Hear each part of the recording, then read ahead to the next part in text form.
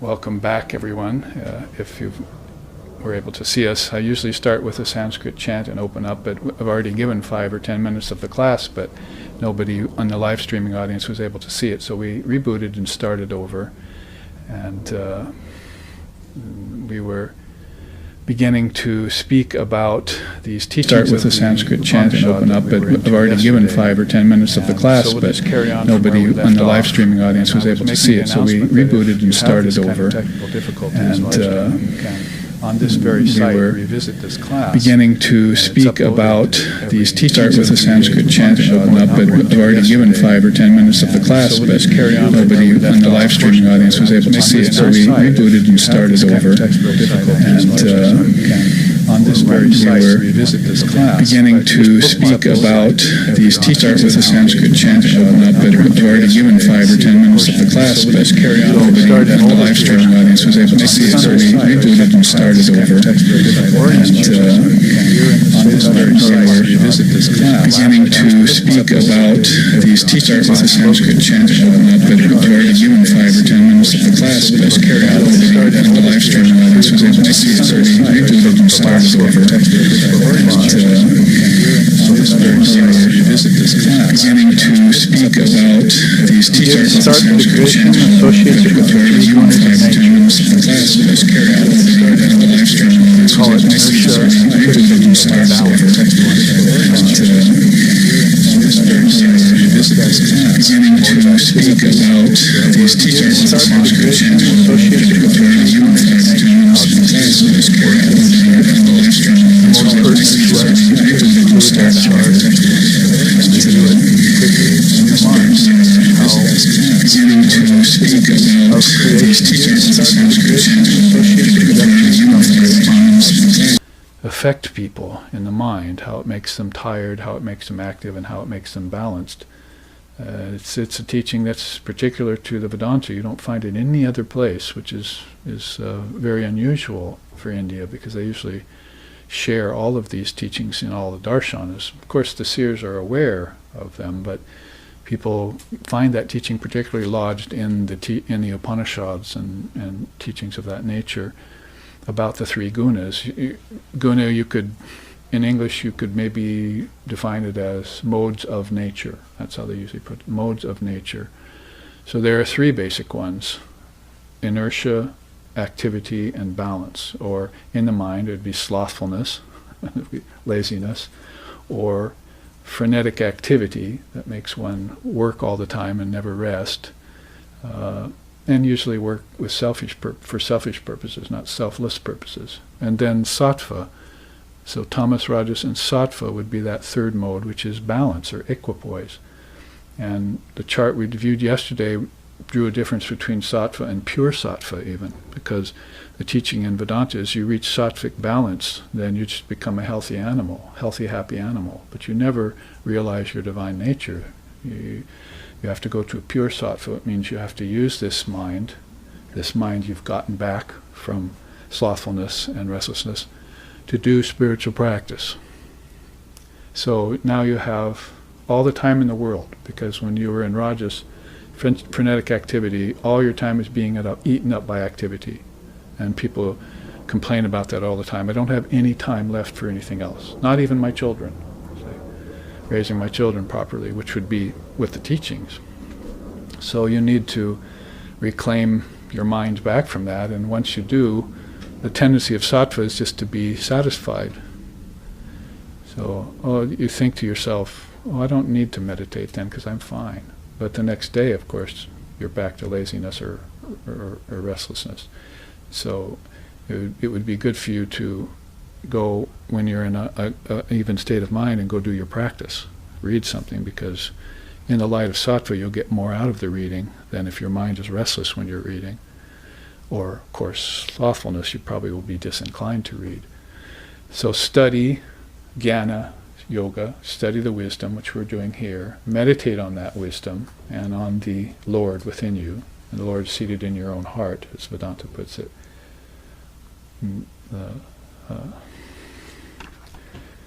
Meditate on the Lord as your own self, seated in your heart.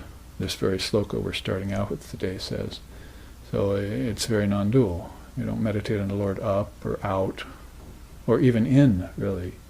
It's seated in your own heart. It's an eternal principle. It's not out or in. See, it's all-pervasive, as we were just saying. That's the non-dual way of thinking of it. And with that kind of idea in a sattvic mind, it goes very deep into you. It takes you very deep into your practice. That same idea in a rajasic mind or in a slothful mind is not going to go very deep. So that's a kind of review of what we looked at in that sloka I just read, which was sloka 4 of chapter 6. The final chapter, I'm sure we're going to finish this Upanishad on my next visit, which is in the summer, or actually in October around Divine Mother's Puja. We'll probably finish it. But for today, we're going to plunge ahead in a few slokas and a few charts that I showed you yesterday if you were on hand. One of them was about Paravid and Aparavid. And we have that sloka that we memorize, Asato ma satgamoya, tamaso ma joytirgamoya, mrityor ma amritam gamoya. So lead us from darkness to light, lead us from the illusion of death to eternal life, and lead us from lower truth to higher truth. Lower truth the West is pretty good at right now. That is, a lot of intellectuals, a lot of scientific progress, and secular subjects are being learned, and children are being encouraged to go to school and get educated and so forth.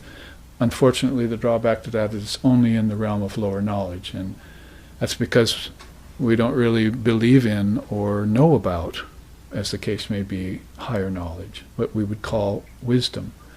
Be a good designation to make a distinction between knowledge and wisdom, or the way they do, higher knowledge and lower knowledge. And so that's what we think of, and we think of this chart too when we read Sloka 5, which is here. By previously meditating as seated in one's own heart on that adorable being who appears as the universe, and who is true source of all creatures, he can be perceived even though he is the primeval cause of the union of spirit and matter, as well as the partless entity transcending the three divisions of time. That's a mouthful, of course. In any one sentence or sloka, it, in our tradition, gives you hours of time to meditate on that. You can just take that into your mind. In fact, this particular translation is not the way I learned that sloka as far as English goes. The way I learned it was Adihi sa samyoga nimitta hetu paris trikala dakala drishtaha tam vishvarupam bhavabhuta mityam devam swachitastam upasya purvam is the Sanskrit.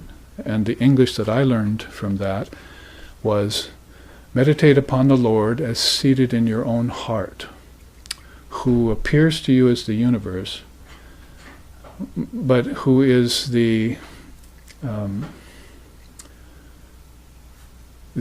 ultimate source of all living beings.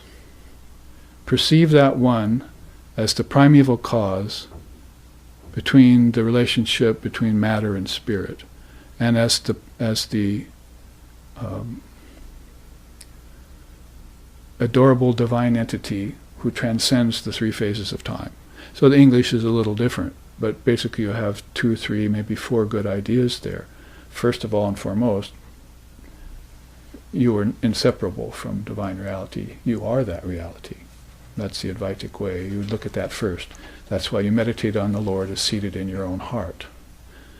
Not the anatomical heart. This is, again, a designation, but it's a chakra, it's a center, it's a vortex of divine love. So that's where you'll find yourself, always there. And you may have to envision it first, meditate on it seated there, so they give you instructions about meditating on the heart chakra, and maybe there's an ishtam you have, which is, ishtam means a chosen ideal, like Christ for the Christians and Buddha for the Buddhists and so forth, Krishna for the Hindus, if you will. So in India, of course, there are many different ideals that suit many different temperaments, which is good.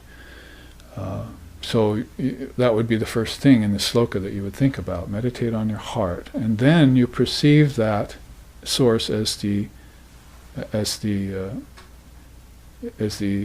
essence and source of all beings. See? Not just yourself, but all beings are found there.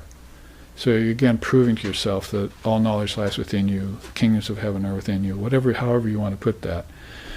That immediately removes a lot of hypocrisy from you, and doubt and misgivings and misconceptions, and you begin to see, have an opportunity to see Brahman everywhere and everything. See, that's the final word in spiritual life, according to Sri Ramakrishna. So that's the second thing here. The third thing is you must perceive that as the primeval cause of the relationship between matter and spirit. That's very beautiful. Now you started out with a non-dual, then you came to this universal. Now you've gotten to the cosmological level. Now you're beginning to see how matter and spirit are two different things. This is where you're going to have to throw your green coconut, immature idea of oneness out the window. It's not like a New Age oneness, which, everything is one. It's that it's only one. Matter and spirit are only one in the respect that matter has come out of spirit. See, it's not either that they're two separate realities, because that would belie the Advaitic truth. You see, it wouldn't be in concord with it. But it's also not that that matter can be conscious. You see, or that you can be unconscious. You only seem to be unconscious when you identify with matter, i.e., your own body. I was telling everyone yesterday I was at a funeral, Christian funeral, and they had the caskets and the bodies on view and everything. And for 2 days, at the wake, at the funeral, at the mass, and all the way down to the burial. See, it was all about the body. The body was taking over everything. Even after it was dead, everyone was totally taken up with the body. So when it's born, of course it's the baby, let's really pay attention to that, you see. And then as you grow up, you're the body all the way through that, and then finally you get to your death and you're still the body somehow, or everyone else thinks you are. So it's all about body. And spiritual life is completely thrown to the winds when that happens, you see. So the sloka here says, perceive that one as the primeval cause of the relationship between matter and spirit. Matter and spirit are different, but they have a relationship. That's what you need to know. And later on in the second half, we'll look at these 5 facts of philosophy in India, and you'll see that what I've just said is one of those 5 facts. So the oneness occurs in the understanding that all of nature has come out of the soul, but it's come out as a projection. You see, it's taking a part of itself and manifesting it, and that part is called non-essence. All of material things are non-essence. They have no sentiency whatsoever. There's no mystery in fire, unless you're still a caveman. You still have that kind of consciousness, you see. There's no mystery in water. There's no mystery in space. There's no mystery in the atomic particle. There's no secret outside. It's all within you. And that's the secret right there, is that everything has come from you. All knowledge lies within you. And when you understand that, all the superstitions of religion that they're holding on to, and all the so-called mysteries of life will be immediately solved for you, and that's the Zen Buddhists call that the insight experience, you see. You have an insight experience. And you have a samadhi.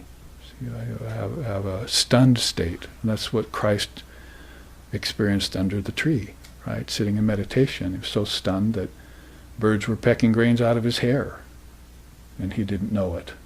And it must have taken him a long time to sit there for grains to even collect in his hair, and birds to find them, you see. And it was the same with Buddha under the Bo tree 550 years earlier. He sat there for days and days and days. So that's a kind of a stunned state, which comes about through experiences like that. That's being described here so nice by Svetashvatara, this rishi who put together this Upanisad. Finally written down after a long time of oral transmission. Then they saw the ages passing and the ages getting further, people getting further and further away from the light, which will happen due to the 3 gunas of nature, You see, they become dominant in people's minds, body consciousness and so forth, and then they don't see the light anymore. So as the ages advance, you're going to have to write it down so people can remember it. Those of you sitting in this room, if you should have another lifetime and you're still pursuing enlightenment, then this scripture will mean so much more to you in this lifetime because you studied it here with a teacher. And that's true of past lifetimes and what you're bringing forward to this lifetime.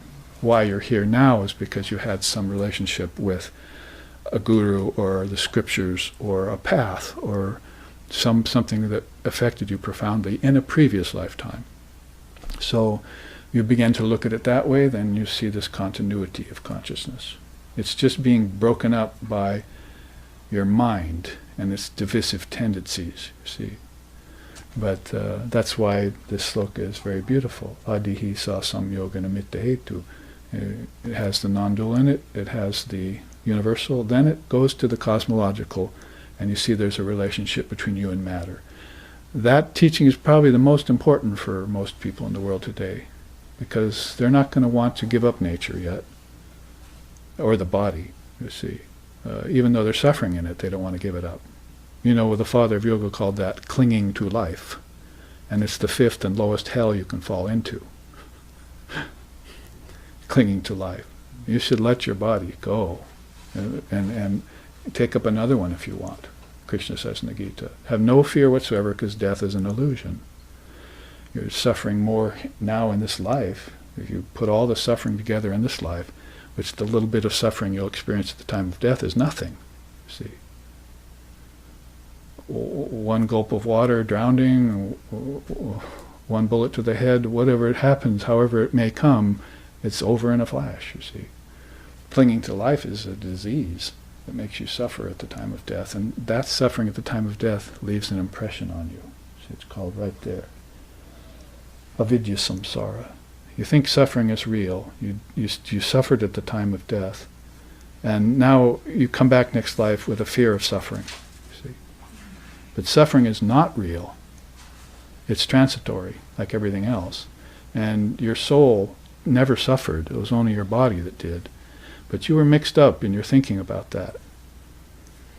So you bring back fear, you bring back doubt, you bring back all ignorance with you, you see. You must get rid of that in this lifetime and have your first conscious death so you can live your first free life, a life of total freedom, like these souls that we're talking about did. That's why they're the experts, and that's why they can tell you about it. I've been there, I've done that. Now you follow, you see. Come and follow me. I'll make you fishers of men, as it were, you see. So that important part of the connection, of the relationship between you, which are your essence, which is truly spiritual, and matter, which is truly insentient, is an important part of your understanding. Because when you understand that the two are separate in nature, then you can begin to witness, become a witness rather than a participant. The great souls do not participate in life, they witness it. Everyone else participates, and they do it either very poorly or very adeptly. You can participate as a warrior, for instance, take everything on your own terms, right? That's masterful. Like Arjuna on the battlefield, you see. Although he lost his verve there for a minute, Krishna had to remind him who he was and who his enemies were. They're all the Atman. They're never born, they never die. Did you forget that? See. So, but different than the warrior is the seer. You see, the seer doesn't participate, comes here with no desire. These slokas just said that. He has nothing to gain. Right out of the Gita, too. Krishna tells Arjuna, I have nothing to gain in these worlds. I come here for loka sangraha. Loka, the worlds. That means inner and outer. This is just one of the worlds. There's a whole set of them inside of you. Your ancestor worlds, your gods and goddesses and so forth. These are the kingdoms of heaven within. So I come here for loka, all the worlds, sangraha, the betterment of, you see. He's an aspect of Vishnu, so he's the sustainer, right? So he's going to come here and take you to a place of sattva and keep you there, see, and show you that you don't need to fear, you don't need to doubt, you don't need to suffer. Or if you suffer, suffer consciously.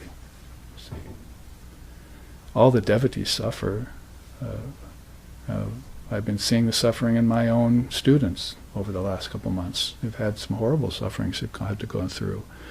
I myself, too, have had some horrible sufferings, but it doesn't affect you. See, you just go on. It passes. It doesn't fill you with fear or dread or aversion. You just move forward, don't you? It's the way it is. And you become, you accept the nature of the world. In Buddhism, if you don't accept the First Noble Truth, then you're not a Buddhist. So I'd say probably, well, I shouldn't give a number to it, but a great percentage of people who profess to be Buddhists aren't acting like Buddhists, because the First Noble Truth is suffering is. You have to acknowledge that this is a place of suffering. And it's only then that you can become a Buddhist and move into, there's a cause for suffering, and there's a solution for suffering, and you can walk the path that gets rid of suffering. But if you don't acknowledge it first, you're living in a little bubble of your own. You see, oh, it's all nice world, nicey, you see. I'll never suffer, death will never come. They asked Shankara that once, what's the most, after you've lived here, and you only lived 32 years, when you've lived here this time, as an enlightened soul, what's the most amazing thing you've ever seen? He said, that though death is around everywhere, and everyone knows about it, nobody ever thinks that they will die. So they're never prepared for their own death. And then Vivekananda, who is very much like an incarnation of Shankara in this present age, comes in this particular time and tells us, your parents may have told you that death is a morbid thing, don't think about it. But in India, we meditate on our time of our death. We're ready for it. We face it down and know that it's an illusion, that I'll never die. My body may, but then I'm not the body, so my soul goes on eternally. And it can take as many bodies and go to as many worlds as it wants, as long as you know that those worlds are nature and you're spirit. You see, you're the eternal principle, that's the ever-changing out there. Picture right up here of Dalai Lama. He told me in person once on stage in Honolulu when I was playing music for his talk. He told me, Babaji, we Tibetans look forward to the time of our death. See? It's like one of those Indian chiefs, I forget which one. See, it's a good day to die. See? So, you're ready for it. It's nothing to be feared whatsoever, and you shouldn't be taught that it is or that it's morbid. There's a beautiful song in India about death. It says, death, Yama, they call him, is given a very small part in Divine Mother's play. It just takes souls from one dimension to another. That's all it does. See? So the idea that I'm not, or that I will not be in the future, is giving people fear. But so they give them the mantra, I am. See? It's funny when you're in a very undeveloped or immature state, your mantra is, why me? You see? Right? Then you get a little bit more mature and your mantra becomes, who am I? Right? You've heard of that great question, who am I? Atma Vichara. Am I the body? Am I the senses? Am I the objects? And so forth. But then when you get to the most mature state, you just say, I am. So from why me to who am I to I am is a 3-point ascension. It's the inward ascension into your true nature. So that's the third part of this. Come to know the distinction between matter and spirit, that you have a relationship with it, but you're not that. Neti. It's a famous practice in Vedanta, and the equivalent in Buddhism is shunyata. Everything is empty out here. The only fullness is within me, because all of this has come from me. First law of yoga, all knowledge lies within you. You go to any of those Eastern darshanas, and they're always pegging this and emphasizing it for you, so that you can remove all your doubt about it and live a divine life.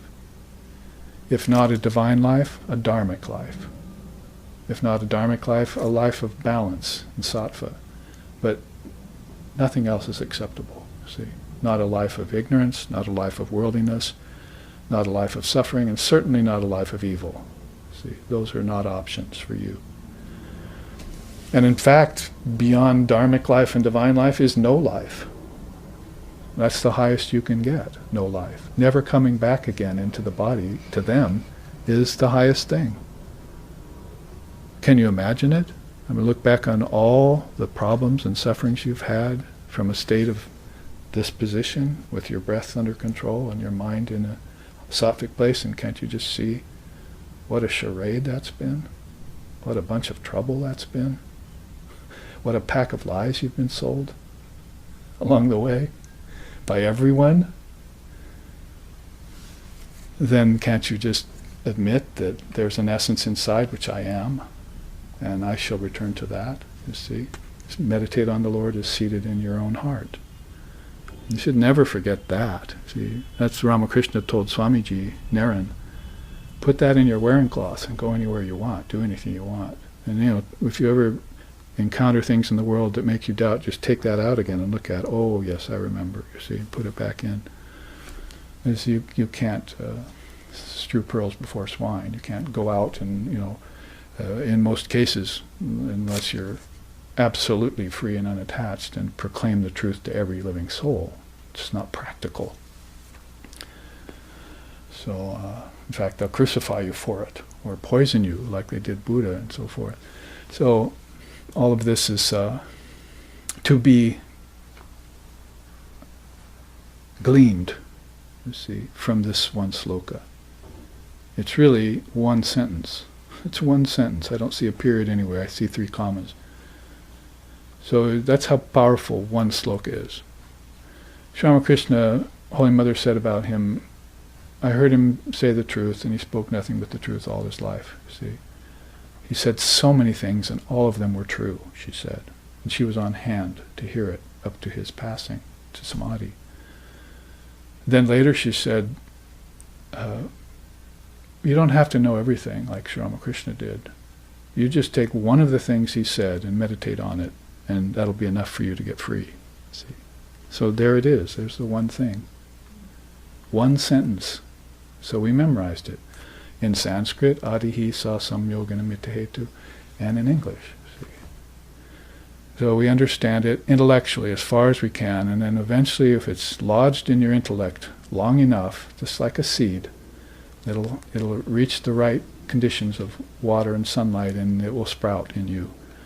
And he also used to say, at first, spiritual life is young, you need to fence it around, or the cows will eat it, you see, when it's a young sprout. But when it's a big tree, you can tie a cow to it. So your spiritual life, when it gets mature, you can forbear all sorts of things, right? You should be able to forbear all sorts of things. That's called strength, courage, boldness. It was Swami Vivekananda's main teaching. It was his man-making policy, quote unquote. Yes, the women too must be like men in that regard. See? And in terms of the sensitivity, the men must become like women. See?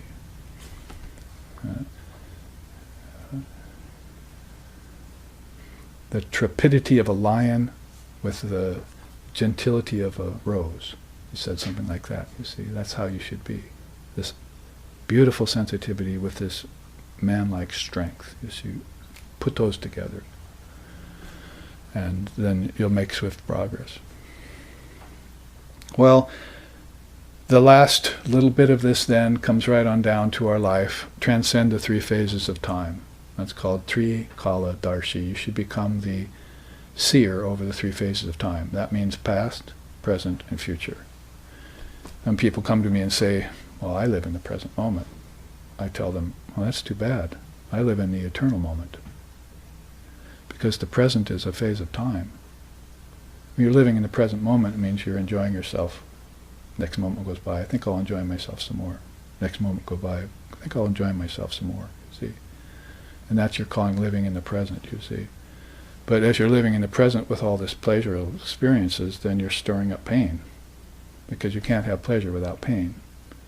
Some people are very good at putting pain off for a long time, even for lifetimes. But it'll all come back on them. It's coming around. What comes around goes around, or vice versa, or both. So you need to live without pleasure and pain. That's one of the dualities. So if you know the three phases of time, you can witness them. That's a name for Shiva, Tri Kala Darshi.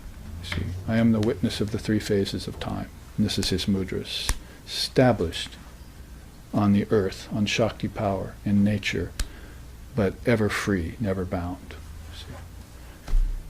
So, master of the three phases of time, you should be able to look at them, and that's another benefit afforded by meditation. You can just sit and think of past your lifetime, and you think of what happened to you yesterday, and that person who insulted you, you annul it, you forgive them, and no problem ever comes up with it, you see. Otherwise a residue is building up all the time, and it's collecting. They call that mortar and pestle karma in India. The things that happen in everyday life. Kill bugs, and I mean, every little thing you do has some sort of a consequence to it, you see. And that starts to store up as a residue. Pretty soon your children are misbehaving, people are backbiting, backstabbing, and there's 6 TVs going on in the house, everyone has to have their own, you see. And there's no Dharma being taught, you see. This is how it all happens, that Dharma gets destroyed in the household instead of promoted as the main thing, so that everything else can remain in balance, see. And you won't have guilt later, I didn't teach my children well, see. Teach your children well. Their father's hell will slowly go by. I guess nobody remembers Crosby, Stills and Nash from the 60s. So it's like Swamiji saying, I don't really want you, and I don't want your son, I want your grandson. Because the West doesn't have dharmic people yet. It has some moral people, but not dharmic people yet. We haven't learned this truth yet, these great teachings. And so we can't save ourselves without learning them. So we're still spiritual infants, puerile, and we're materialists, and we're dominators, and we're warmongers, and we're hypocrites, see? So we have to get rid of all that, and stand up for the truth, and live the truth, and do what is right and proper. And then we'll become a moral person, and from morality we can get on this wheel of Dharma and practice, see? If you don't practice morality, you learn it and you follow it.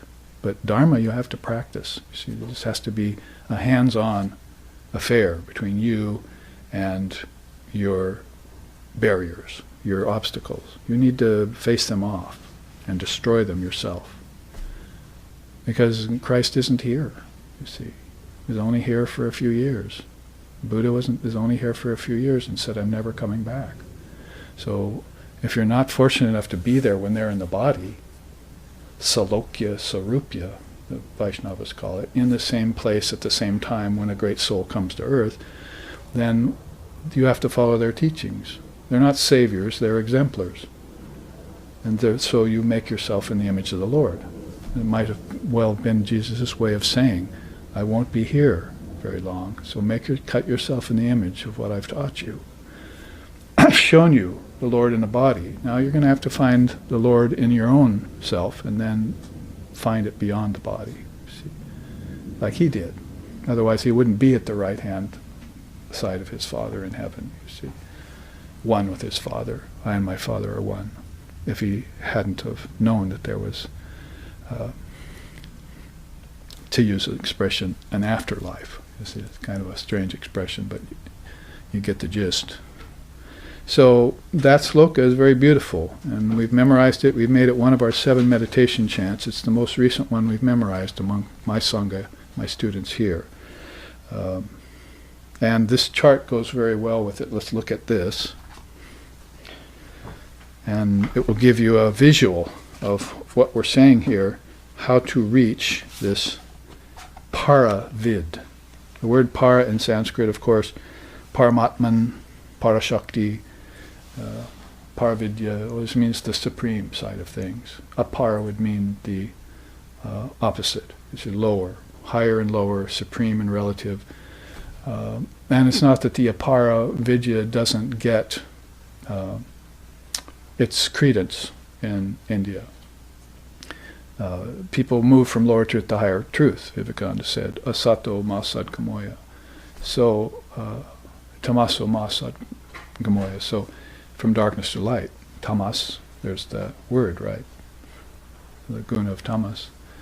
To sadgamoya, to truth. See, from darkness to light, if you will.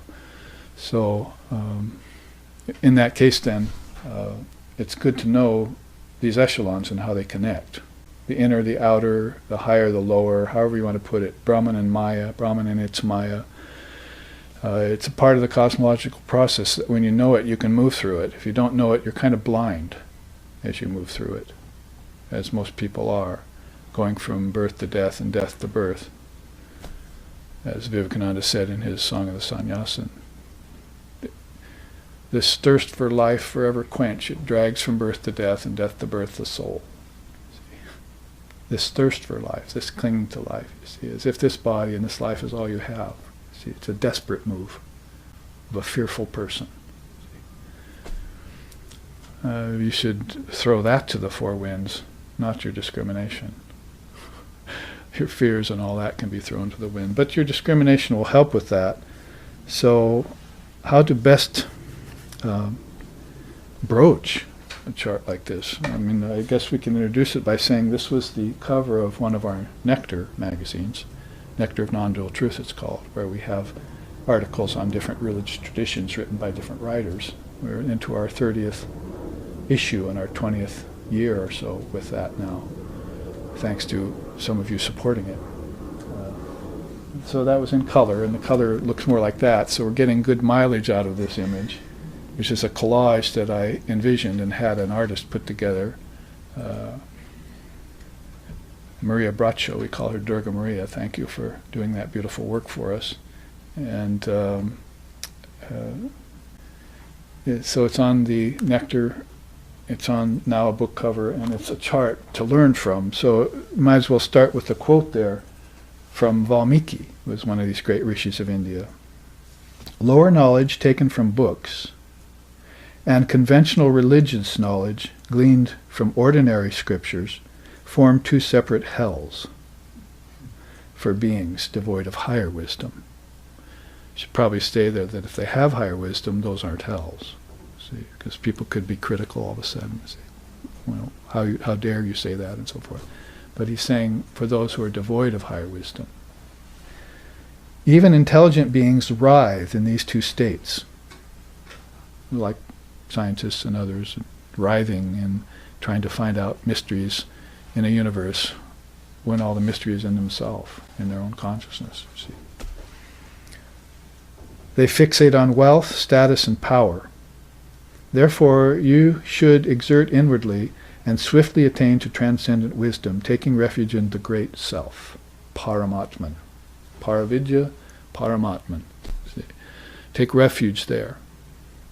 Take refuge in the Buddha, I take refuge in the Sangha, I take refuge in the Dharma. Oh, Bodhisattva, Bodhisattva. See, as the Buddhists would sing. Now there at the very top of the chart is the translucent light of pure conscious awareness. We look for ways in English to say that. Timeless, deathless awareness, pure conscious awareness, non-dual consciousness. It's undifferentiated and absolute. It's all-pervasive. It's homogeneous. It's without borders and boundaries. As a sorrowless ocean of light, as the father of yoga called it. A sorrowless ocean of light. I said that once, speaking about the power of words. It's a sorrowless ocean of light. And one woman came up to me after class and said, that's the most beautiful description I ever heard of God. I'm going to meditate on that. And I saw her every once in a while over the years, and she was still very inspired by that expression. Brahman is a sorrowless ocean of light. So translucent, pure conscious awareness. It elevates your mind just by thinking of it, you see. You can meditate on that alone, even without an ishtam. See, only you get to the Father through the Son. So if you want to actually realize this ocean of light, better to have a guide, because going gets pretty tough at the top of the mountain. See, Utistata jagrata prapya varoni bodhata. See, Swamiji used to say that in his very bold voice. You see, he says, "Arise, awake, stop not till the goal is reached. Approach the wise teachers and learn from them. Because sharp as a razor's edge is the spiritual path, and difficult to navigate, so say the wise." He liked that saying out of the Upanishads very much. So, difficult to navigate, so you'll need a guide at those, just like a mountaineer will take you up a slope when there's only fingernail holds at the top. See, you need help. You need some expert help. So that they sing sometimes about that ocean of transcendent, pure conscious awareness. Manas chakshuradir muktaha svayam yo. Manas chakshuradihi. Manas chakshuradir agamya swarupaha. Sanitya palabdis swarupohamatma.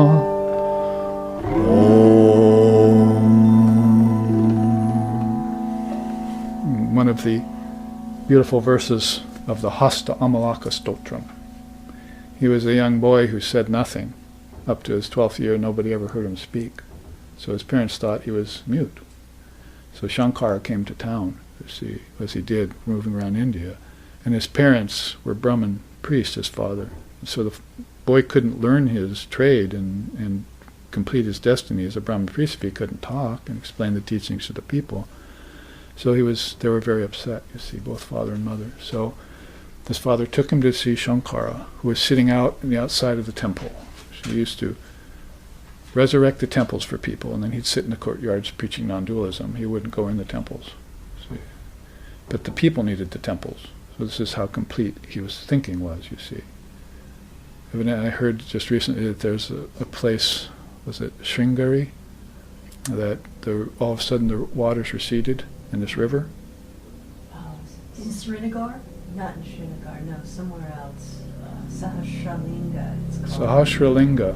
Yeah, maybe it was Sahasralinga. The waters all of a sudden receded, and what they found was a whole bunch of Shiva lingams. Wow. Carved into rocks and on the riverbed and so forth.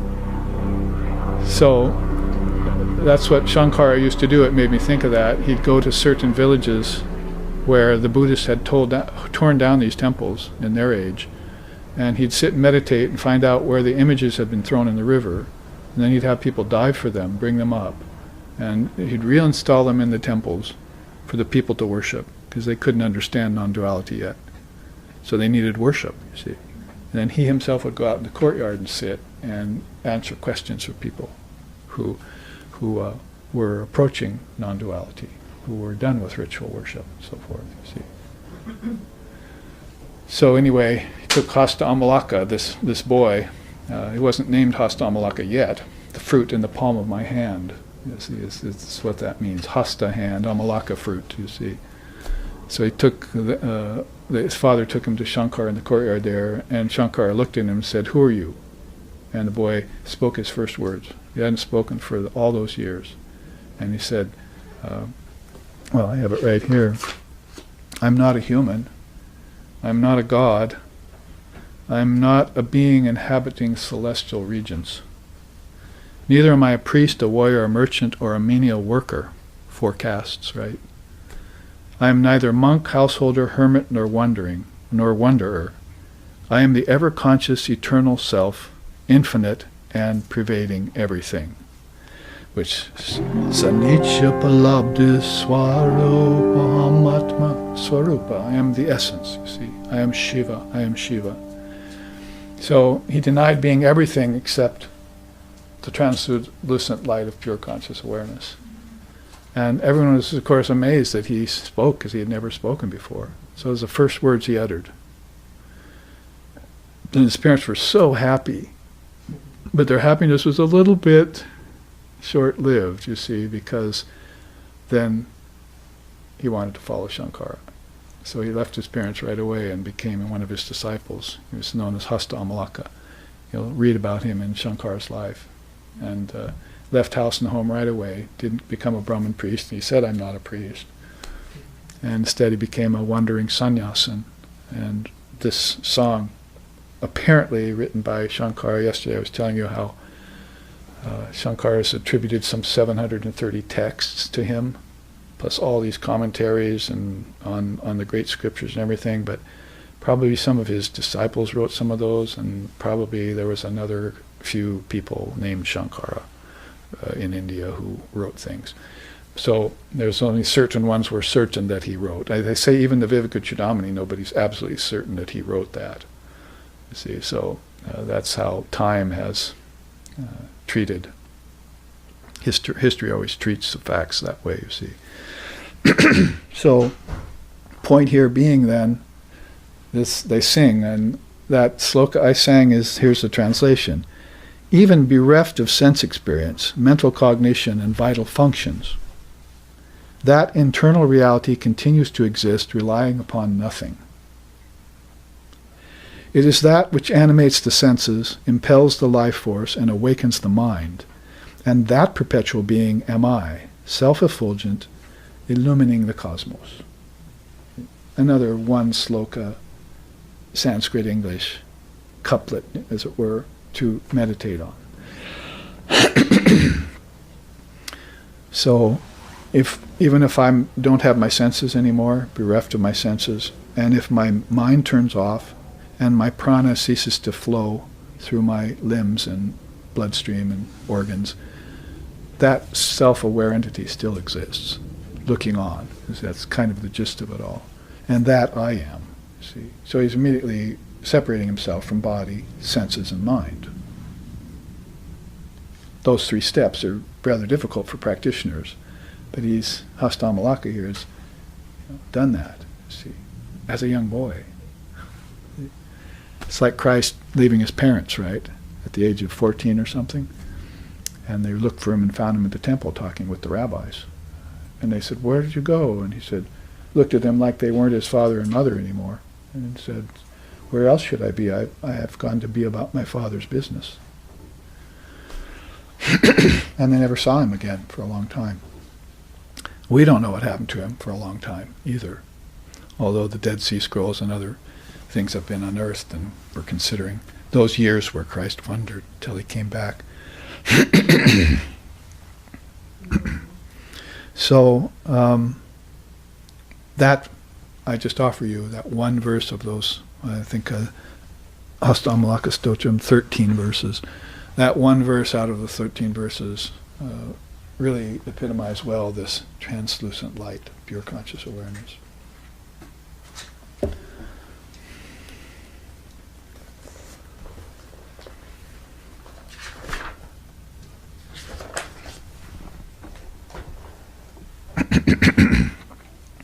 Now let's work our way down, because the first half is going to be taken up with this chart and this one sloka, which is we memorize, remember. If you haven't memorized it yet, come to me because I have it written down for you. Adihi sa samyoga namitta hetu. It's our 7th meditation chant of the 7 that we've memorized and use at the end of our meditations in the morning. So it's a very powerful sloka. Meditate on the Lord as seated in your own heart, and who appears to you as the universe. I forgot to comment on that. This is all the appearance of Brahman. Right? It's not Brahman itself, not until you see it as such. Because Brahman can't be an object. It can't move. It's nothing that moves or is thought of, so it can't be a thought either. But there it is, you see. And this is the substratum of it all. Thank you.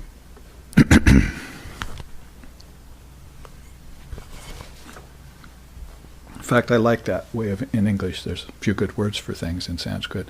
The underlying substratum. That's a nice way of putting it. It's like oil and sesame seeds. Nobody knows it's there. And you're going to have to go through a lot of trouble to find it. You're going to have to think, maybe there's oil there in this little tiny thing, you see.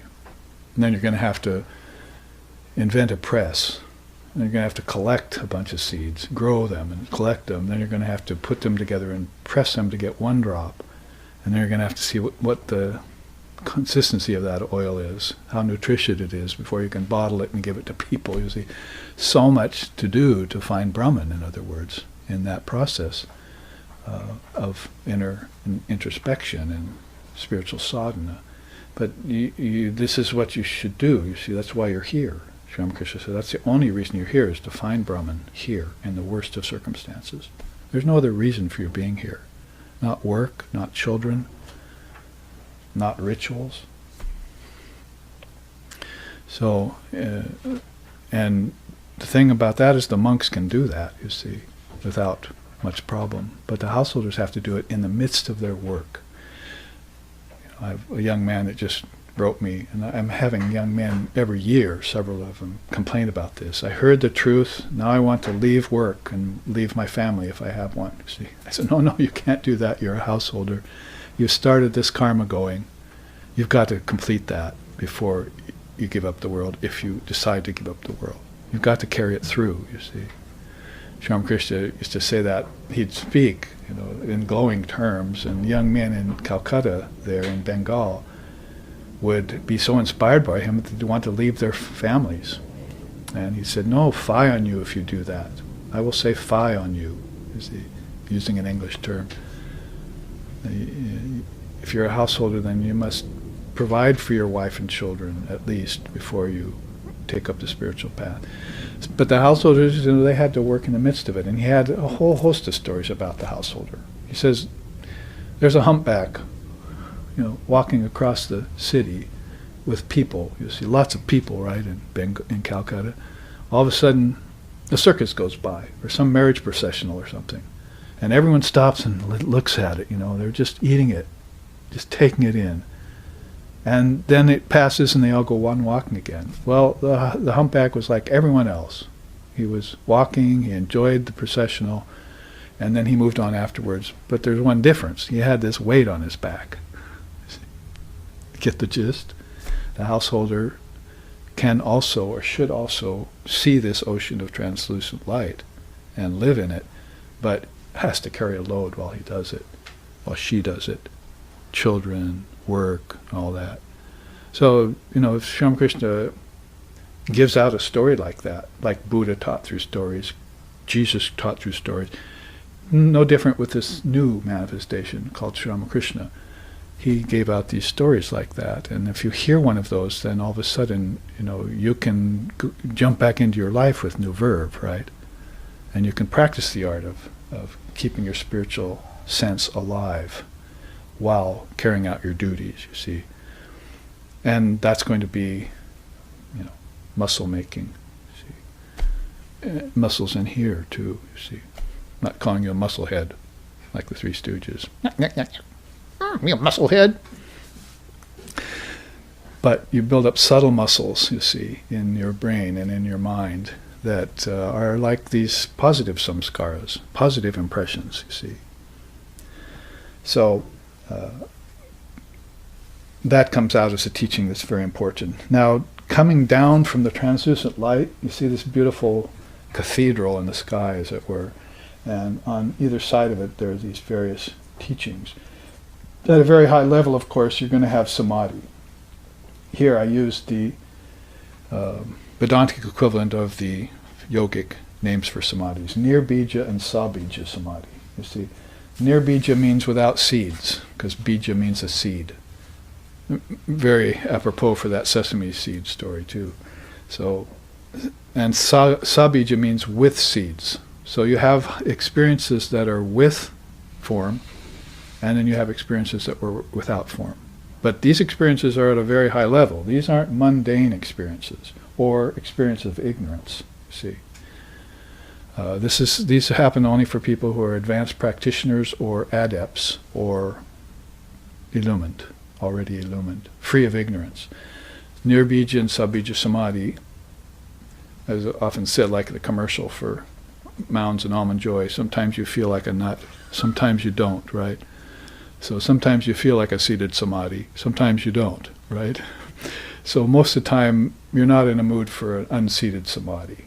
You're gonna have to take days to recover from that. Your work is gonna fall apart. You're not gonna be able to even see your children, you see, if you have them, if you were to have such an experience. They say Mother won't give you these experiences until you're ready. So most people don't get the experience of Brahman in the household. They get sabija samadhis or devotional samadhis. They're called bhavas. They get moods, you see, with insights. But even that, can really upset the apple cart a bit of a person who's trying to hold a job or raise children. It's a very precarious path you're walking there. Nonetheless, she'll give them to you when you're ready for them. You just have to keep at the plan. Swami Vivekananda said, work the plan, never give up the plan, you see. So that's here at the top, the samadhis. Then you have the witness consciousness that you should develop, and the higher wisdom itself, vijnana. Vijnana is different than jnana. Jnana is knowledge you get from scriptures. And it's good, but sometimes it can turn into a hell because you're fixated on it.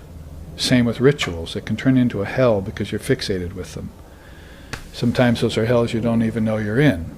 You're a priest or you're a scientist, an intellectual, and you think this is the highest wisdom, and you haven't even scratched the surface yet of highest wisdom. And it's this, your ego is keeping you down to this level of wisdom, ritual, and knowledge from scriptures, you see. That's why you read the Gospel of Sri Ramakrishna. He said, book learning, poo on that, you see. Go beyond book learning and get real spiritual experience. Well, he doesn't mean the non-dual scriptures, of course, but there are many scriptures in the world that are not non-dual. Shastras, see, they're called.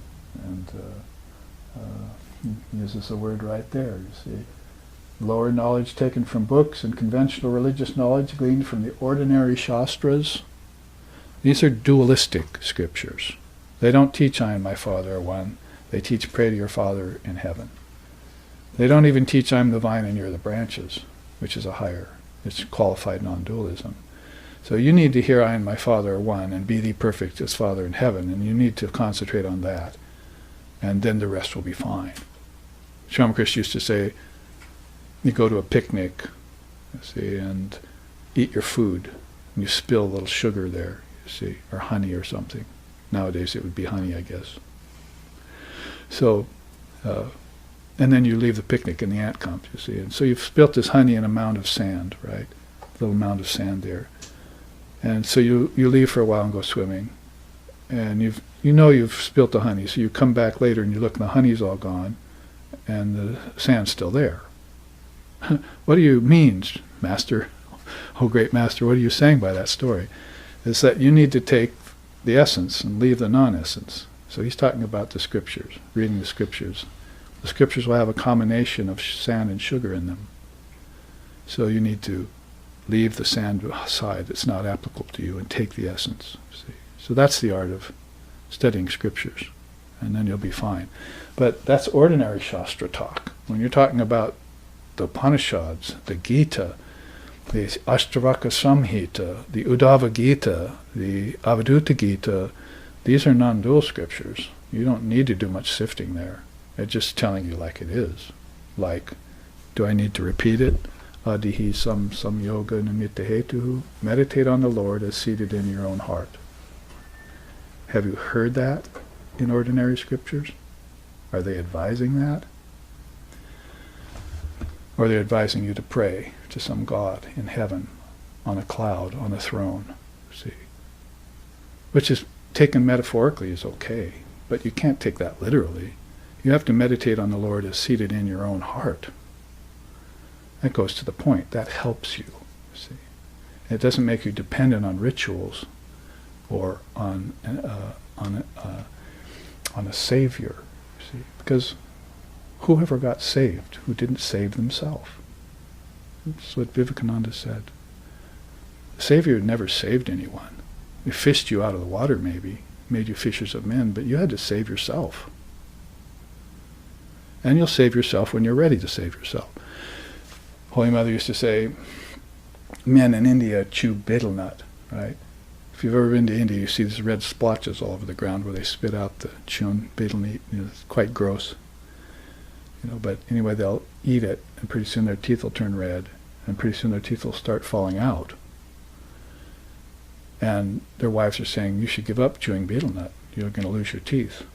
But Holy Mother said they will not give up chewing betel nut. When they lose all their teeth, they'll go on gumming it. You see, that's how deep their desire is for it. So they won't give up chewing betel nut until they themselves decide to give up betel nut. The highest guru in the world can tell them to give it up.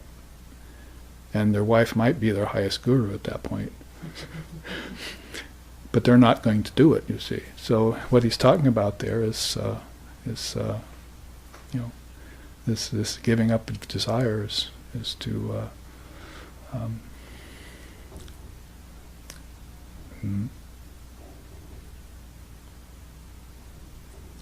give up these lower turns of knowledge for this higher turn of knowledge, if you will. That's what we're saying here. Vijnana. Give up the lower knowledge and seek the higher knowledge within you. All knowledge lies within you.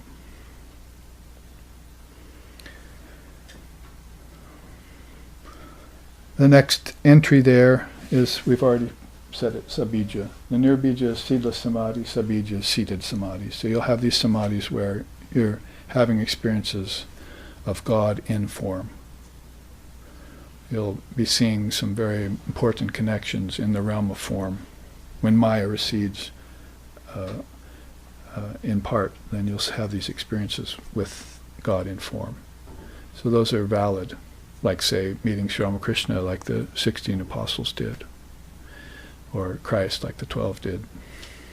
Those are sabija experiences. Next is anubhava and jnana. So after vijnana, there will be jnana.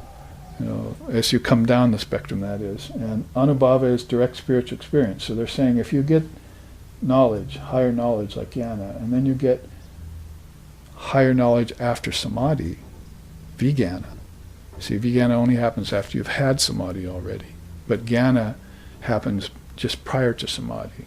And of course, ajnana, which is down here, will not give you samadhi whatsoever. So you have to march from lower truth to higher truth. And anubhava will come. Anubhava means direct spiritual experience. Now off here to the side you see these two great windows, as it were, in this celestial heaven. One of them being the Trinity, and where we would sing Gurur Brahma, Gurur Vishnu, Gurur Devo Maheshwara, Gurur Eva Param Brahma, Tasmai Shri Gurave Namaha. So you are Brahma, you are Vishnu, you are Devo Maheshwara, which means Shiva. You are Brahma, Vishnu, and Shiva. That's the Trinity, you see. And they're the highest concept of the cosmic mind that the human mind can comprehend, you see. So they're at the hub of this projection called the many worlds. That's very pure sattva you're talking about. But it's still in Maya. It just happens to be in Mahamaya, a greater Maya. Because they still have forms, and they're not one yet with the Father. They're maintaining a distinction, a line of demarcation between matter and spirit. So they're good beings to use as doorways. See, there are slokas in the Upanishads where one great soul approaches Lord Brahma and sees him. I've finally seen you, Lord Brahma. No, this isn't Brahman, remember. Brahman is the non-dual reality. Brahma is the Trinity. One of the Trinity that's responsible for this creation or projection. So when the soul finally met Lord Brahma in his deepest meditation, then he said to Lord Brahma, you have a beautiful set of worlds here. Will you take them back so I can go beyond them? So this was a soul that was headed toward the translucent light, you see. And there's another beautiful sloka along the same line, which the man's about to pass away, so he's out, he's a mendicant, he's out in the woods and so forth, and he looks up in the sky and sees the sun, and he prays to the Lord. He says, "Oh Lord, please take away the sun, because it's obscuring your real light."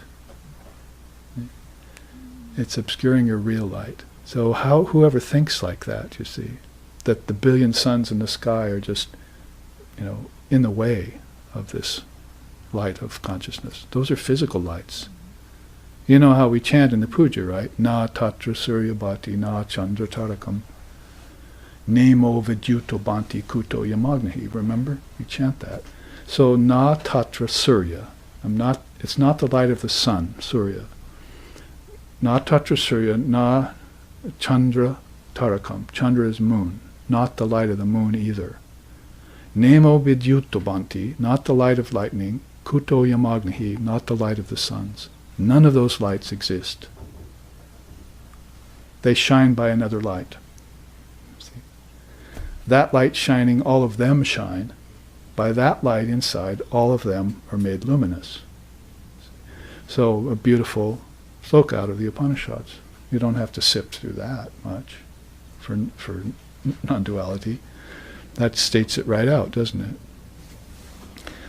So it's that light which is there, that's behind all other lights, you see.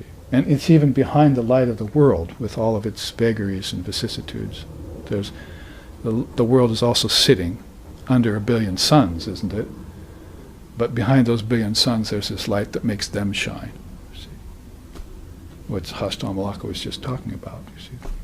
When he saw that, he knew he was not a priest or a householder or a mendicant or any other thing. He was that light. He is that light. Well, the Trinity then, Brahma, Vishnu, Shiva, it says here. I hope the live streaming audience can see this at the break, which we need to take in a couple minutes here. But as we do, we see this great window on the other side. And of course in the middle is Om, the word. Very important at this level, you see. There's these higher samadhis and so forth. But now we're getting to a place where in the beginning was the Word was with God, but the Word was God, you see. And everything has come out of the Word. See? So right there in the middle is kind of a very important apex. So on one side the Trinity, if the Trinity goes like that to you, which means jnana, fearlessness, right? Abhaya mudra, be fearless, pass on, pass through. They see an Om sign written on their palm. See? Talk about your tattoo. You see, people are so obsessed with tattoos. So that's the tattoo of all tattoos. When you get to the Trinity and you see them give you the fearless mudra, and there's an Om sign written. It's more than a clue. You see, thou art that. Pass through the Word and onto the light, because the Word is one with God. You can use the Word to get to God, like we're doing right now.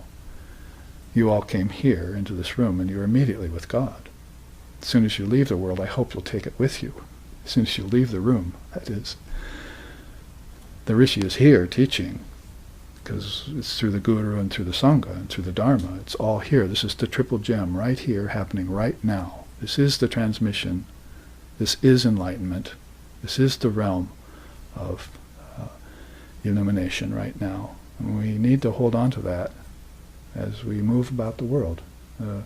I lit my torch for my teacher, went away, lost the light, came back, lit it again, went away, lost the light, came back, you see, through my 20s and 30s, and finally I went away and I didn't lose it anymore. You get transmission from another soul. You cannot get it from books and temples. Who said that? You can only get illumination from another soul. You cannot get it from books and temples. Swami Vivekananda. So that's why the Guru principle is so important in India, and in other religions too. But where do we find it? When I was growing up, I realized that when I looked in the paper for these churches advertising to come to their services, and they were having rummage sales and beer in their basements, you see. Or I was moving down the street right here in San Francisco one time on a Sunday, late afternoon, walking and coming back. And the way back I heard these words coming out of this church with slatted windows. So I went over and listened. This church right up here, 2 blocks away. And I heard, be one. I said, yeah, be one with everything, I thought. Maybe they're teaching the truth in there. See? then I listened again, and said, C, 16. See, and then I started to realize that they were playing bingo in the church. Oh. This is an experience of my own. Let's talk about Anubhava. You see, the experience of my own with what's going on in Western traditions today. So that's what I mean. The Guru is important. You won't find the Guru in a church. You'll find him in a classroom teaching the Dharma. That's important. Because where have you ever heard this before? And where have you ever heard anyone say, religious or otherwise, meditate on the Lord as seated in your own heart. Thou art that. Where have you heard that? Not in the public, not from your parents, and not in religion. So this is what we need in America and in Europe, in the West overall. This is what we need. We need to hear this essential truth. The rest will be okay then. But if we don't hear this essential truth, the rest is not okay. It's very misleading and very, very binding. You see. So we'll talk about the Mahashakti, this other window, when we get back from this break. I hope everything has been flowing for the live streaming and people are seeing us now. We had to stop and restart at the beginning of class.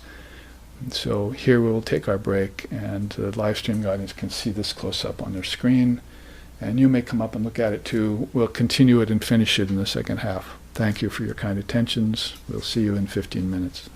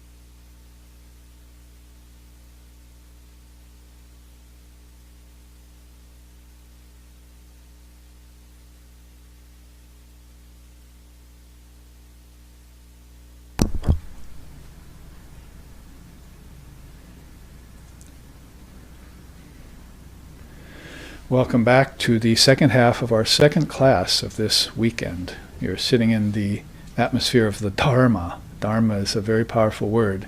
Beyond morality, which is something that's necessary, is Dharma. It's getting teachings once you've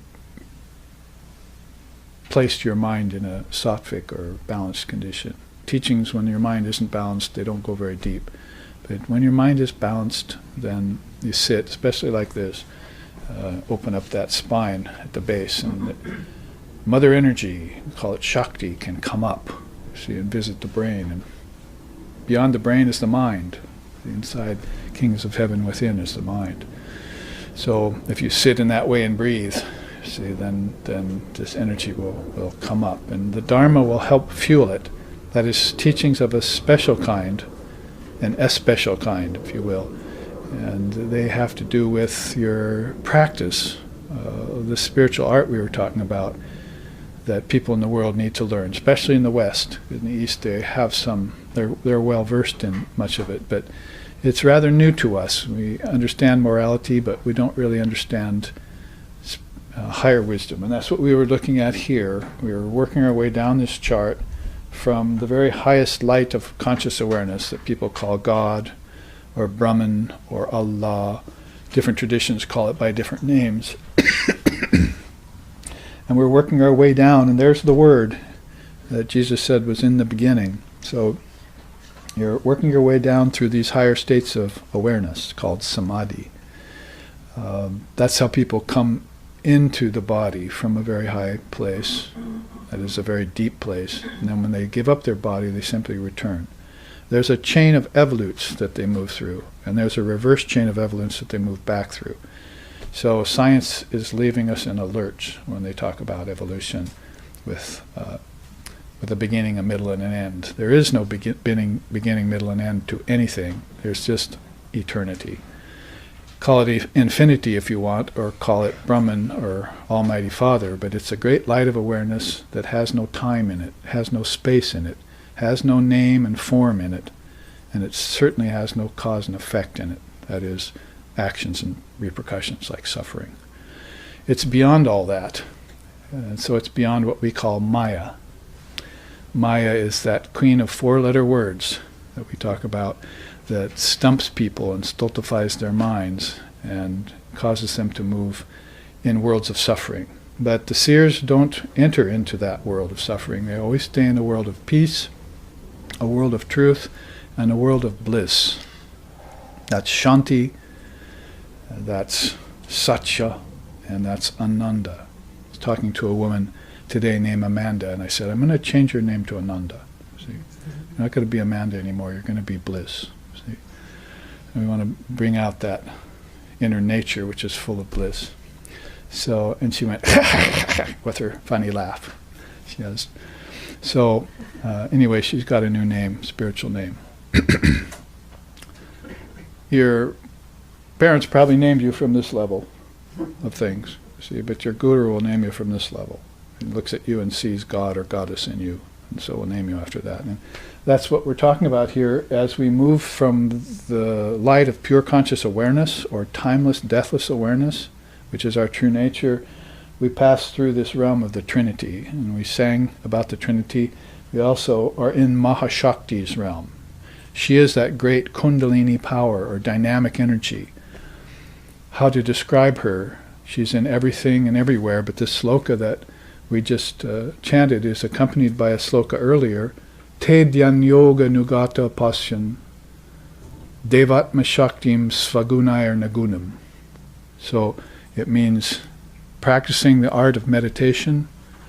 The ancient rishis of India saw the Devatma Shakti, the great dynamic mother power in everything. And though she was veiled by nature, nature is hers, but it's her veils. She was veiled by nature, she was nevertheless one and indivisible, and they couldn't perceive her earlier because of the limitation of their own intellects. See? But once they meditated and opened up their minds, then all of a sudden they saw her in everything and everywhere. See? That's called Shakti. It's a beautiful Sanskrit word, Shakti. Remember John McLaughlin, who is a guitarist that my brother and I knew and met had this group called Shakti at one time. Beautiful music. There was a tabla player in it named Zakir Hussain. Have you ever heard of him? An amazing drummer. Just does with his hands what you can. Still around. Yeah, he's still around. Mm-hmm. They say one of his students now is getting even better than him, which is inconceivable because his fingers are like butterflies. So Shakti is that power that's animating those fingers. It's the very essence inside of us in a dynamic form, whereas the light is not dynamic, it's static. When John said, "No man has seen God with these eyes," then he meant you cannot find God here in the realm of forms. God is only within you. God doesn't take a form. But you can find Shakti here, Divine Mother. And that's another thing, rather, that's missing in our Western tradition, is the knowledge of the Divine Mother.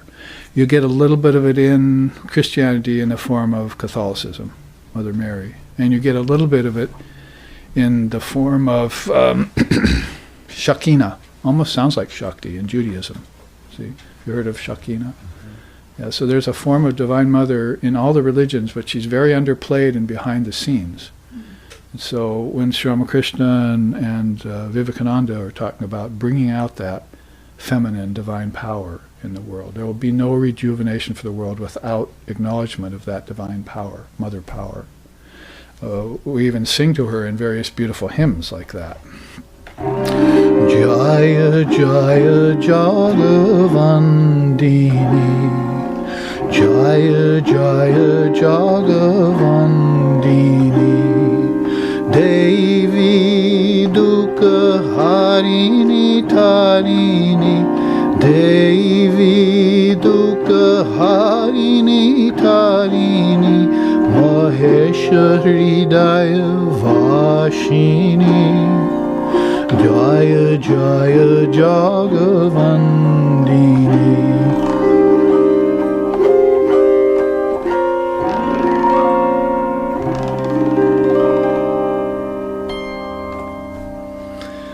So Devi is another word for Shakti. That's Divine Mother, or the goddess, primordial goddess. So you will encounter her as you move up from the world in your meditations, inside your consciousness. Because the kingdoms of heaven are within you, then you have to move through them. Christ was trying to tell the apostles about that at Gethsemane in the garden, you see, before he was crucified. He's trying to tell them about the Word. He told John, in the beginning was the Word was with God, and the Word was God. He was this great rabbi. Many of the Jewish people that I meet nowadays who are teachers are calling Swami Vivekananda their new rabbi. You see, that's my rabbi in Hinduism. You see, so anyway, in the beginning was the Word was with God, and the Word was God. That's in John. You see. And then no man has seen God with these eyes. That was also by John. Evidently, John was one of the apostles that at the end of his life, we don't know a lot about the lives of the apostles, but at the end of John's life, he was in a cave meditating. So he followed that way, probably heard some of the teachings from Jesus and maybe some of the teachings from India, because Jesus, most likely in those 12 missing years, did go to India, because everyone was going to India along those trade lines, because India had 32 varieties of mango and various things that you'd like to get. So it's very possible that he was there, and so then he began to get that transmission from India.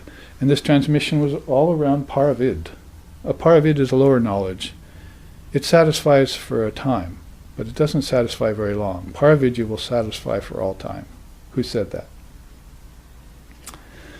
Swami Vivekananda Sannyasi Vir, the great sannyasin, Swami Vivekananda, who came to us in 1893 at the Parliament of Religions and brought us this Dharma. The West has America has its first saint now, Swami Vivekananda. We had to borrow him, you see, but America's a land of borrowing. Borrowed everything from Europe. So, Divine Mother of the Universe is sung about in many beautiful songs like that. I'm reminded of so many, of course.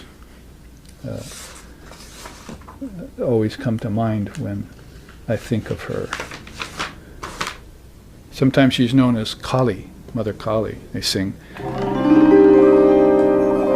Kali, Kali, Borashana,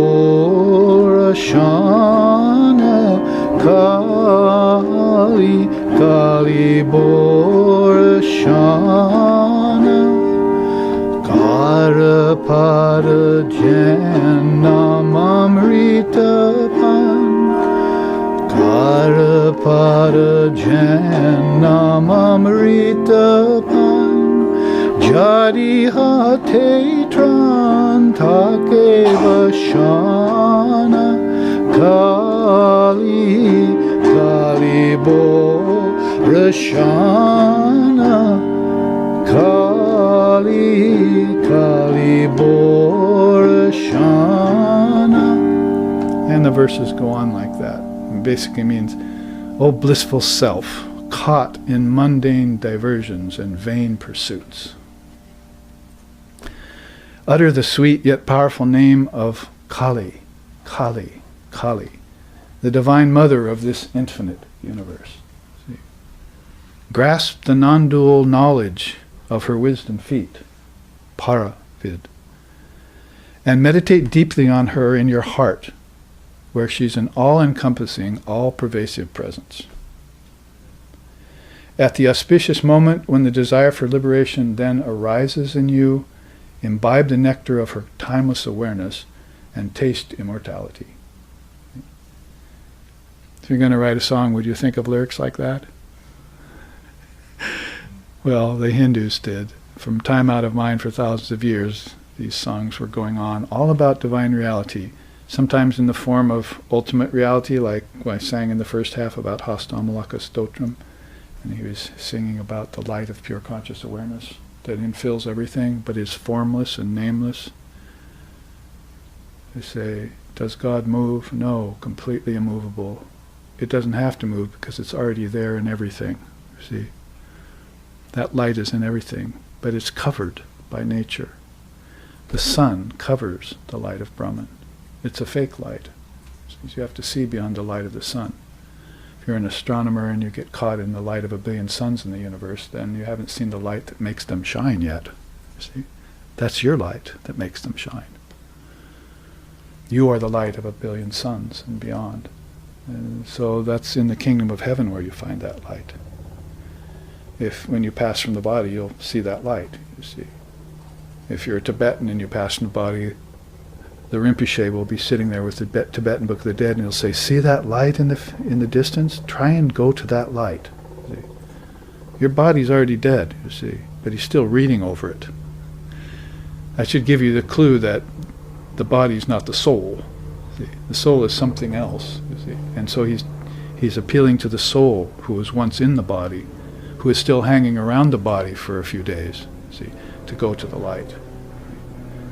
And if that soul can't make the light, then it will go to, then the Rinpoche says, see those worlds of rainbow color, those Shambhala worlds? Then try and make one of those, see. Try and make one of these kingdoms of heaven within, you see, and assign yourself there. But if the soul can't do that, then it falls back on a 24-day period where it has to contemplate the actions of its last lifetime and take a new body on earth, you see. So that's why you need to neutralize these karmas with these Dharma teachings. So you need to know the truth, and the truth shall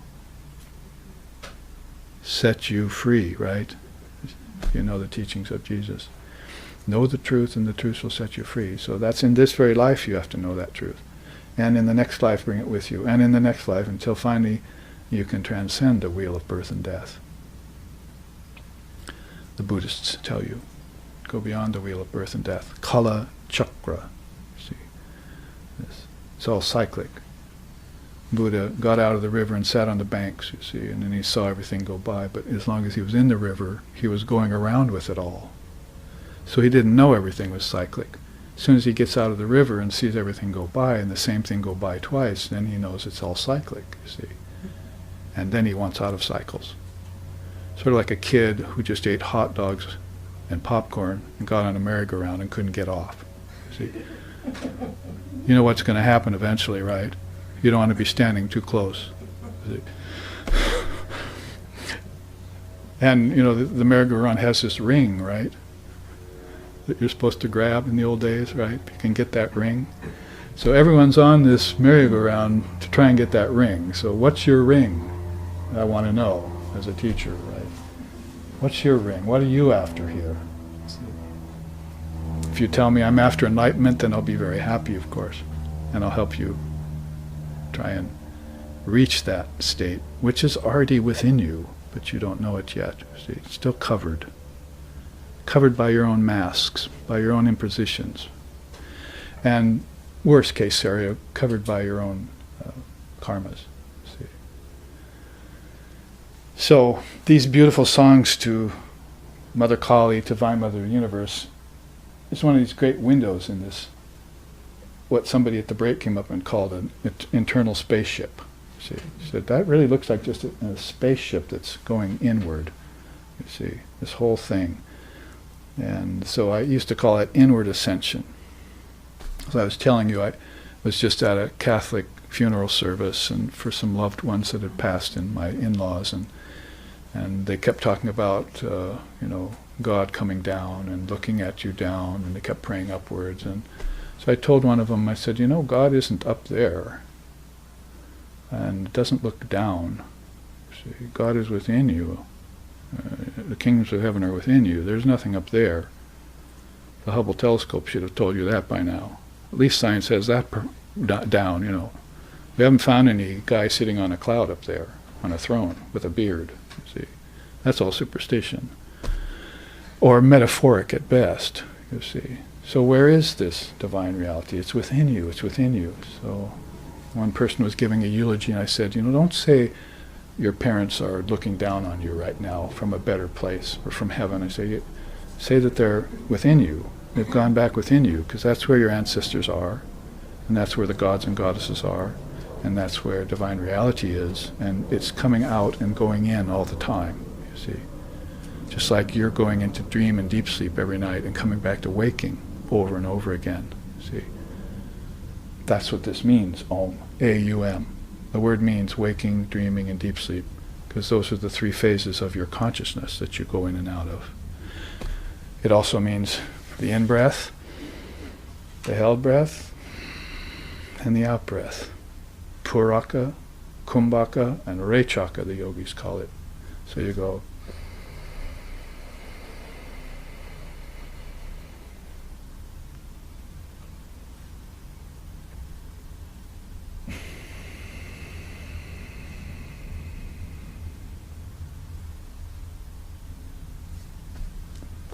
And then another 8 counts without taking a breath.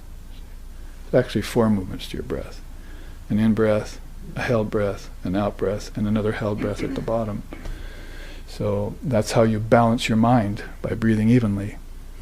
You don't go around the world working all the time. You're panting like a dog. Dogs aren't very peaceful, you might have noticed. When they are peaceful, they're lazy. See, they look peaceful. They're restless, and then they're lazy.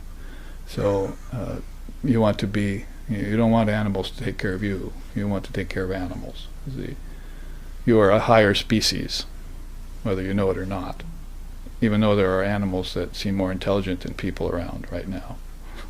And there's many animals living better lives than some humans right now.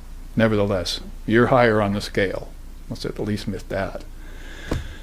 And Lord Shiva is the caretaker of all animal kingdom, the destroyer.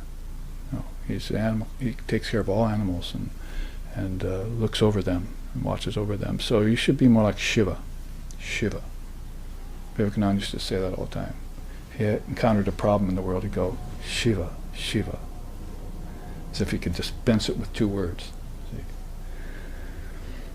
So, yes, some Dharma teachings around that. So, a little bit about Mother. We give whole retreats on her for days and days that are very beautiful. In the prisons I'm going into now, I'm teaching about Divine Mother reality. So these inmates have someone to pray to, have someone to this Holy Mother here, our Mother. said, wherever you go, whatever you do, always know you have a mother. So she's the mother of all souls, not just your earthly mother. So people should hear about Divine Mother of the Universe and begin to watch for her, you see, and in their own consciousness. When you feel energy come up the spine, that's Mother, you see. And your in-breath will help that. And your held breath will help it stay, you see. And your out-breath will leave you in a state of meditation, you see. So everything done consciously, breathing exercise done consciously, reveals to you that man does not live by bread alone. Who said that? Jesus. Jesus said that. Man does not live by bread alone. See, so he lives by prana. He doesn't live by Brahman because there's no life in Brahman. Brahman's eternal life. There's no form there. So you're not living in Brahman, you see, as a form. You're a formless essence. Like deep sleep tonight, aren't you a formless essence? Who can tell me what they did in deep sleep last night? Exactly. Just as I thought. You were all doing nothing, you see. Because there was no ego there to do anything with, you see. There was no body to act. There was no mind to think. There was no children to take care of, what to speak of animals. You were in a deep sleep state. The ego was held in abeyance. You didn't even know who you were. In dream, at least you have a little semblance of who you were, right? Oh, I was a bird flying in the sky last night in my dream, you see. Well, it just proves to you that there's air and wings and bodies in your dream, see. You have other senses in your dream, right? These 5 senses turned off, but your inner senses turned on, and you had dreaming, you see. That right there should prove to you that the body's death is nothing, that you'll just go to your subtle body after your gross body drops. Your subtle body is the mind. And the kingdoms of heaven are in the mind. See, this is all in the mind. See this here, this word, as we come to it? Mana kalpa jagat. We don't have any word in English for that, or any concept of it. It means the world created by the mind. This is what the Indian seers in yoga, in Vedanta, in Samkhya, in Buddhism, in Jainism, and other darshanas like Vaishnavism, Shaivism, and Shaktism all tell us that the world is in the mind. It's not in physical space. All of physical space came out of the mind. These objects are thoughts made concretized. You did that, not God. All these objects are your doing. They're your projection from your mind. All the worlds are from the mind. Now this is the great mind, Brahma, Vishnu, and Shiva, the Trinity, you see. So they're at the cosmic level of the mind, and then all of this comes at the collective level, and then here you are, the little individual mind down here on the world in a little body, right? But all 3 of those aspects of mind, again, A-U-M, are all connected. And you move into the highest one of those, called the causal body, when you go into deep sleep. You're in a causal body. The hawk is resting in its nest. That's how the Indian rishis say that. The hawk is resting in its nest. And when it wakes up, the prana will fire up again and take you back down into the body, you see. So you're moving up and down these worlds all the time naturally. So why can't you do it in meditation? See? Why don't you just sit for a while, not sleep, keep your consciousness aware, open this eye, because if this eye made single, you shall know the truth, and see how you move in and out from all of these worlds, all the time, how you're doing that. And then you can assign them, you see. Then you can account for them. Because if you just go around blind, then you don't know them, you see. You only think you're a physical body. I'm just a physical girl living in a physical world, or whatever they say, you see. But you're not that. That's not what you are at all. You're this light of consciousness, that's what you are. You're the light of 1 billion suns, see. And back in the 60s when we were talking about those songs, right? Your father's health or your father's hell, whatever it may be, you see. They were also talking about that. You are stardust. And I'd stop the record and say, no, that's not true. You have to get yourself back to the garden. If you mean nature, no, that's not true. Don't go back to the garden. So you could take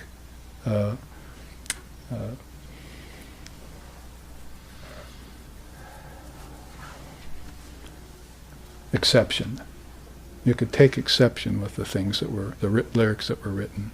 See, you are stardust. What? Stardust is just dust coming off the planets in space. That's what you are? Aren't you more noble than that? Don't you think? Don't you move? Don't you act? Don't you breathe?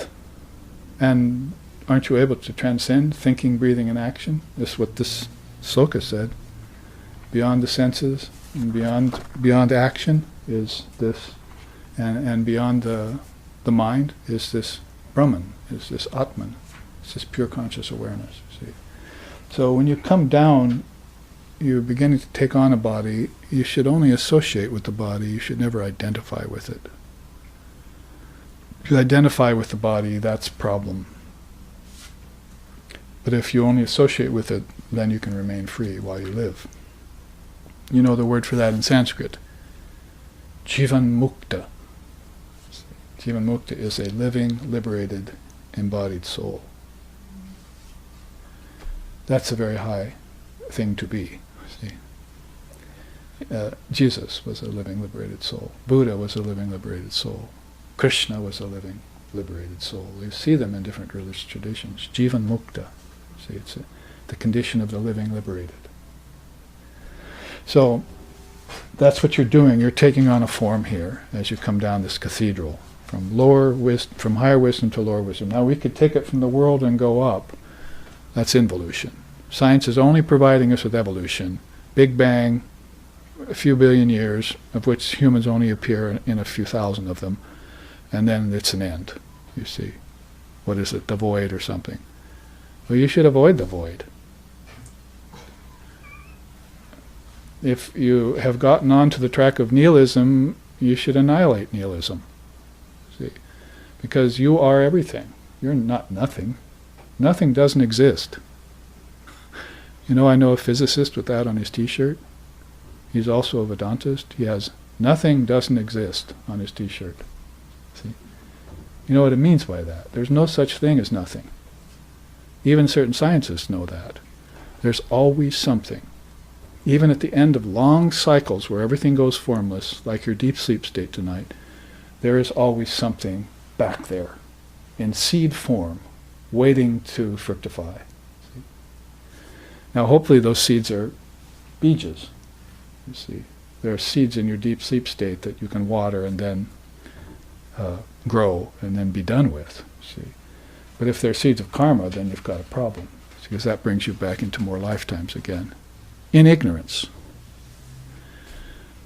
To live one lifetime in wisdom and then give up the body forever, that's the ideal. To live many lifetimes in ignorance and suffer, that's not a good ideal. What's wrong with you?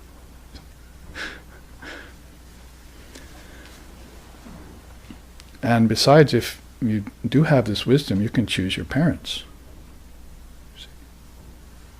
The Tibetan Buddhists say that they choose their parents. You've heard of the stories of Dalai Lama, his pictures are on the wall. See, he chooses his parents from a disembodied state. And he chooses his parents that are of a higher mind. They know about the Dharma. See, in the West we don't know about the Dharma.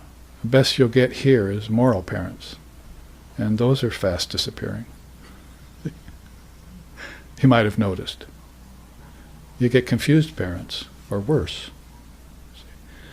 And they're not telling you this. You see, as soon as the Tibetans are born, they get this from their parents. As soon as the Hindu child is born, they get this. Right? Were you raised with this? Sort of. Well, you're a Hindu that has born in America. See? Born in America. You weren't born free. So you'll have to work your way through, like I did the first 20 years of my life. My parents were good moral parents, but they didn't teach me the Dharma.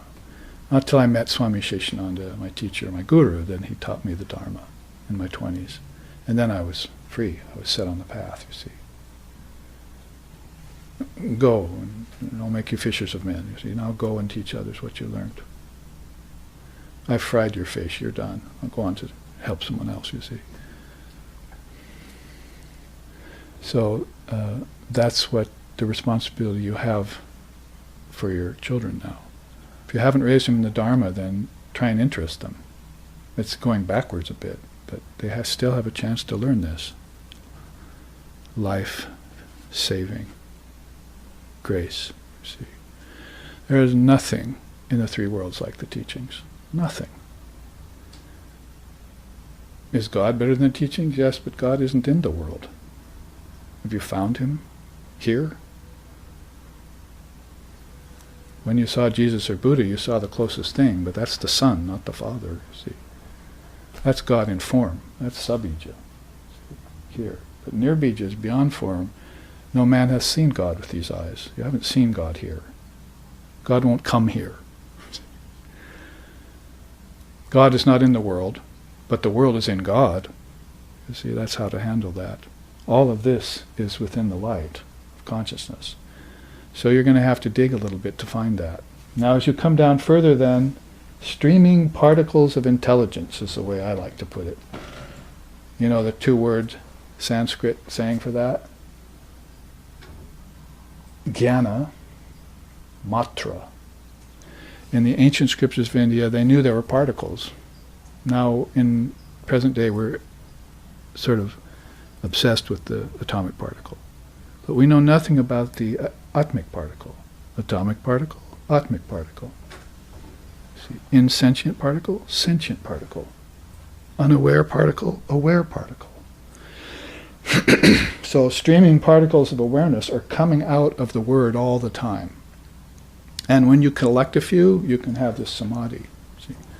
If your mind becomes collected. But if your mind gets scattered, you can't have those. You don't have that wisdom.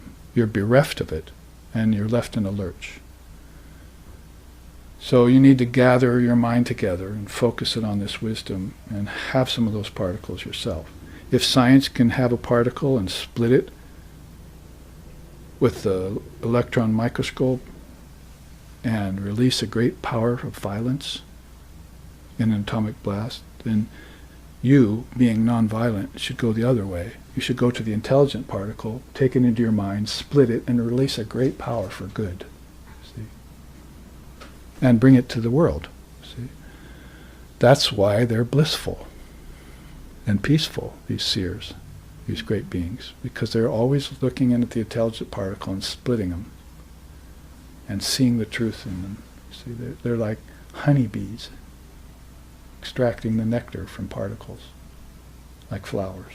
See, this is an inner art, and this is why they're never depressed, they're never sad, they're never bored, and neither have I been since I was a teenager.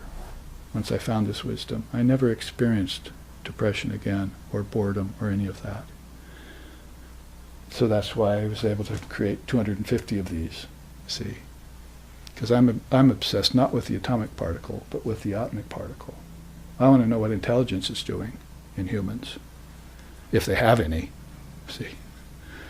And if they don't, if it's hidden, then we need to bring it out, see. So from these streaming particles of awareness is where you'll get these Vedangas. You know the word Vedanta, right? But they also have the word Vedanga. That's the 6 limbs of lower knowledge. Phonetics, grammar, etymology, meter, ritual, and astronomy.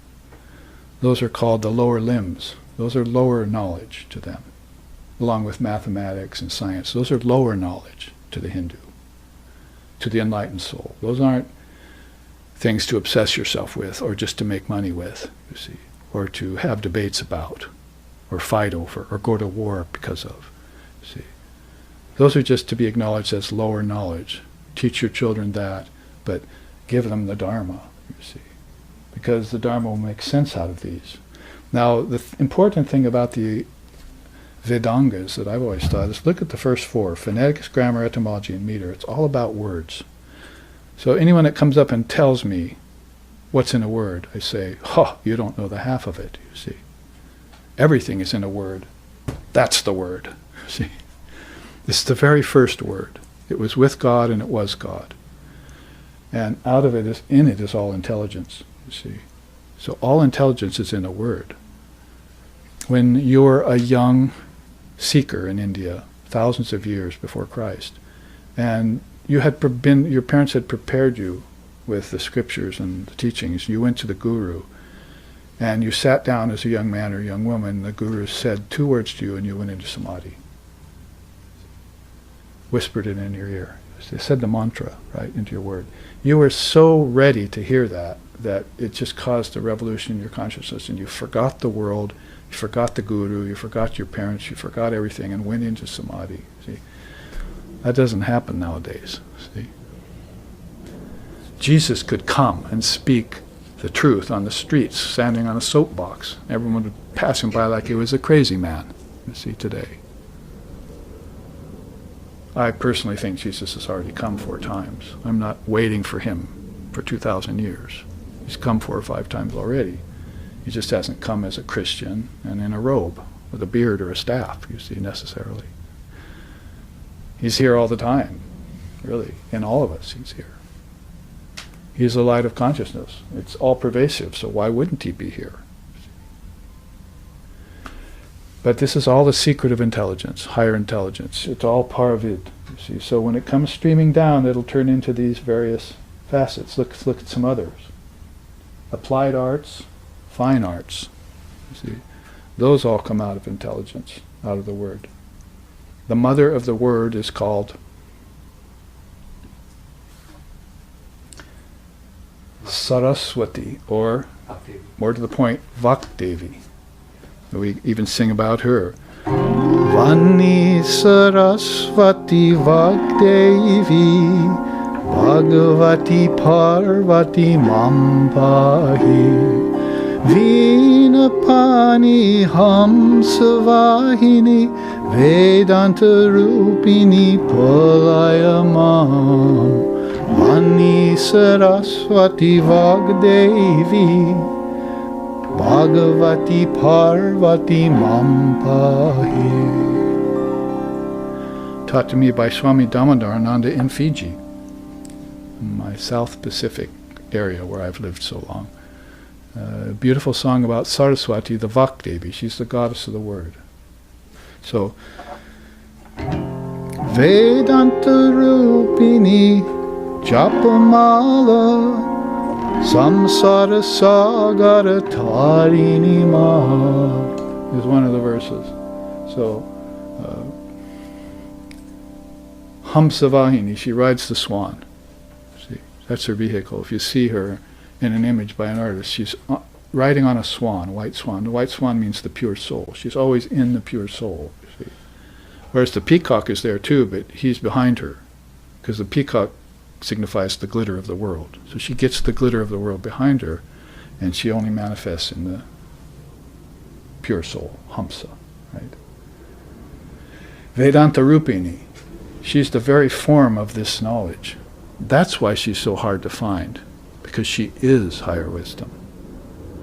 You're looking for her in a form. Remember, no man has seen God with these eyes. Well, it's very difficult to see the mother with these eyes too. Only when she would come like that. Or in the case of Mother Mary, you see. Sri Sharda Devi, Mother Mary, these are manifestations of the goddess in full. You see. Or in part, as the case may be. Sometimes slightly veiled, sometimes fully revealed. But that's the Divine Mother of the Word. And they're manifestations of Saraswati. Sometimes they're manifestations of wealth and abundance, Lakshmi. Other times they're manifestations of world-shaking terror, like Kali. See? Sometimes they're manifestations of transforming spirituality, like Durga. See? So she'll come, but she's that hidden behind the scenes. And part of the reason for that is she is the words I'm speaking to you right now. And she's the understanding in your mind that's understanding the words that I'm speaking, you see. So we get caught in the words and the understanding, right? That's what we're after, but we don't see her flow by, see. Nobody sees the bees take different honey from different flowers and take it to the nest, you see. Nobody sees that going on, but we know it happens. Nobody sees how the flowers get blown, the scent of the flowers get blown across the wind. We only smell it from a distance, and the flower isn't around, right? So in those ways, Krishna says in the Gita that we don't see God and Mother. Don't see them with these eyes. It's all behind the scenes. And we get caught in the outside manifestation and forget the inner, see. So the soul who's an aspirant, a sincere aspirant, wants to tear the coverings off the gift, see. Sometimes with our children in SRV, we give them a box with wrapping and nice little ribbon around it, you see. So they take the ribbon off, then they take the wrapping paper off, and they open the box, and then there's some little chiffon-y stuff down there, you see, and they open that, and there's a crystal there, you see. Well, basically, there are 5 coverings over yourself. The crystal is your diamond essence, it's your nature, it's all light. But these wrappings that you just took off were coverings. One's your body, one's your energy, one's your mind, one's your intelligence, and one's your ego, see. So those are the 5 sheaths, they're called. And they cover reality. Everyone is walking around masquerading, see. On Halloween, I often say that if I give a class on Halloween. Oh, I see you all came with your masquerade, with your costumes on. But this is no different than every other day. You're always wearing 5 flavors of costume, see. Body, energy, mind, ego, and intellect are all covering you all the time. Strip them off and see this diamond essence inside of yourself. They're calling that self-realization or illumination or enlightenment. Buddhists call it nirvana. The Zen Buddhists call it satori. The yogis call it asampragyata. The Vedantists call it samadhi. That's your true nature, you see. You must experience that. You must see that inside of yourself and wake up. See, that's what spiritual awakening is about. At that time, unbeknownst to you, Divine Mother is already coming up your spine, you see. Not the physical spine only, but the inner centers. You've heard of chakras? You have, good. So the 7 chakras are there, you see. And most people are dwelling at the lower 3, eating, drinking, and sex life, you see, as Ramakrishna called them. But if you can open this 4th chakra, Anahata means the word. That's where you'll hear the humming of the word inside of yourself, like 1,000 bumblebees. Primal hum, you see. Sometimes you'll hear that if you wake up out of deep sleep. Don't go through the dreaming process. You just wake straight up out of deep sleep into the waking state. If you're very aware, you'll hear this hum for a second and it'll just go away. As consciousness relocates itself into the 5 senses, that hum goes away, like, see. But in deep sleep you were immersed in it. Right? It was humming, and you were blissful, you were in it, but you don't remember that when you wake up. Yet deep sleep for 20 minutes refreshes you. Dreaming for 8 hours turns you into a nervous wreck. See? You don't get any rest. You're active in the waking state, you're active in the dreaming state. You need deep sleep to balance yourself out. And it's not like Samanek Samadhi where it's going to help you. See? You can't get deep sleep out of a sleeping pill is what I'm saying. You need no-dose Samadhi. See? There's a beautiful song my teacher used to recite. It says, "A man has come to me from a land that never sleeps. Now, all my dreams have become radiant meditations." See?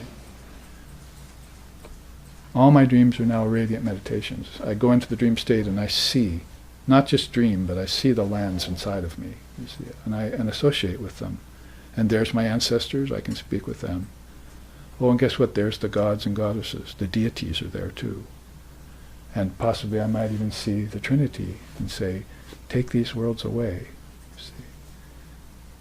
Let me dive deep into my own consciousness without any obstacles. So as you come down this level of streaming particles, mana kalpa jagat. It's the world created by the mind. You have to know that this is all a thought world. It's all a vibration, isn't it? Everything vibrates. And the subatomic particles are vibrating at a billionth of a second. That's like Christ saying, don't build your house on sand. Build it on bedrock. Here's bedrock, here's sand. Isn't the world just a grain of sand floating in billions of other grains of sand in space? That's physical space for you. But this is no space at all. Chiddakasha, Bhutakasha, the realm of bodies, and Chiddakasha, the realm of pure conscious awareness. See, well, it's very hard to jump from this to this, so this is the cosmic process that's happening. Intelligence is conducting it, but you have to be aware of intelligence. If you're not aware of intelligence, but it's still in you, then you've got this Advaita bhava. See, you're aware of two-ness. You have the feeling of two-ness. See, and the feeling of two-ness will very quickly turn into the feeling of manyness. See, without the feeling of oneness. So you have three choices there again: oneness, two-ness, or manyness. You see, they say if the wind blows mustard seeds out of the package, you know, if you've seen mustard seeds, how can you get them back in? See, search the grass with a magnifying glass for hours. So once the mind loses its sense of oneness and becomes two or many, it's like mustard seeds gone out of the package. It's very hard to get it back. That's why we cannot convince very intelligent people about this Dharma, like scientists. Cannot convince them of it. See? But a few scientists are beginning to see it. One scientist at the turn of the century named James Jeans said, and I quote him, or I paraphrase him, "We looked at nature and studied it, 5 elements, and we saw that at first it looked like a form-producing machine. It just pumped out trees and pumped out grasses and pumped out rivers and pumped out mountains, right? And planets, see. At first it looked like a form-producing machine to us. We looked at it a little closer and it began to look like a thought. Bingo, you see. Let's go up to the church where they're playing bingo and, win. And call out bingo, you see. That's what we're talking about. The world is a thought inside of you. It's a concept in your mind. Now, it might be hard to believe, but think about how many billions of minds are participating in it right now. In this world alone. How many is it now? 8 billion? I don't know the current count. Do you? In another 10 years, 11 billion, if it goes on the way it is. That's another subject. We don't want to get on that. So, the point being, there's a lot of mind power, a lot of manas kalpa going on, a lot of projection of the mind going on, see. And that's just here. In the next level of consciousness where your ancestors have gone, there's billions and billions of more minds participating in heaven. And that's a reality to them, just like this is a reality to us. Whether it's a reality or not is almost a moot point. What's really important to know is that they're all in consciousness. All these worlds are in consciousness. And if you strip consciousness from the equation, you're up a creek without a paddle. See? Your intelligence becomes dwarfed, fixated on physical things alone. For what? For pleasure and for power. Isn't that what's going on? We're going and taking the resources from other countries for pleasure and power. And we'll even go to war to do that. See, it's all ad-dharmic. This is dharmic. What we're doing is ad-dharmic. And immoral. What to speak of dharma? There's morality, right? Well, the 10 Commandments is thou shalt not kill, right? But a dharmic law is thou cannot kill. It's not possible to kill something that was never born. You were never born. Your body was born. Not you see. This is Dharma. This clarifies the mind. This clears the playing field so that you can go on and live in the body without attachment to the body, and you can give it up when it comes time. See? Not cling to it ignobly. When it's old, when it's diseased, and you're still clinging to this old body out of fear of death when death doesn't exist, just give it up and take another body. See, go back in your mind where bodies are produced, right? The whole world is in the mind. All bodies came out of the mind. What do you think? How do you think Dalai Lama chose his parents if he wasn't in his mind? You see, kingdoms of heaven are in your mind, so you go to a different kingdom of heaven and then you plan to come back to earth. That's called transmigration. But if science has declared that there is no God and there is no involution, there's just evolution, then where are you left? You're raised in this. You see, when you're raised in that, you've got avidhi, avidya samskara, avidya prachina, and ashuddhamaya. We should look at some of these terms in the time left. Avidhi is an interesting word. You would think it just means ignorance, lack of vidya, lack of paravidya, right? But it really means bound by rituals. Now, rituals here pertain to two levels of consciousness. There's the priests with their rituals, and India has long seen through that. It went through its ritual period. It says they get caught in a deeper, darker hell who get bound by ritual. They get into just the letter of the law and just to the externals, without the internal, you see. They get drawn out. Now let's look at the worldly person, his level of habitual convention. His attachment to ritual is going to work, going to a bar afterwards and drinking with his friends, coming home sleeping, getting up the next morning, going to work, going to a bar with his friends, laughing and drinking, going to sleep, getting up. That's his ritual. See, that's called mundane human convention by our founder, Lex Hixon. People are caught in mundane human convention in rounds, cycles. And this is what the Buddha saw, sitting under the bo tree for 50 days. Muhammad went to the mountain, 40 days and 40 nights for Jesus, some 40 or 50 days under the bo tree for Buddha. They did this so that they could see the bondage people are in and help them get out. See? And it took that much time for them to divorce themselves from collective mind, individual mind, and see the truth and let the truth set them free, and then come back and help us with it. Otherwise, why sit so long?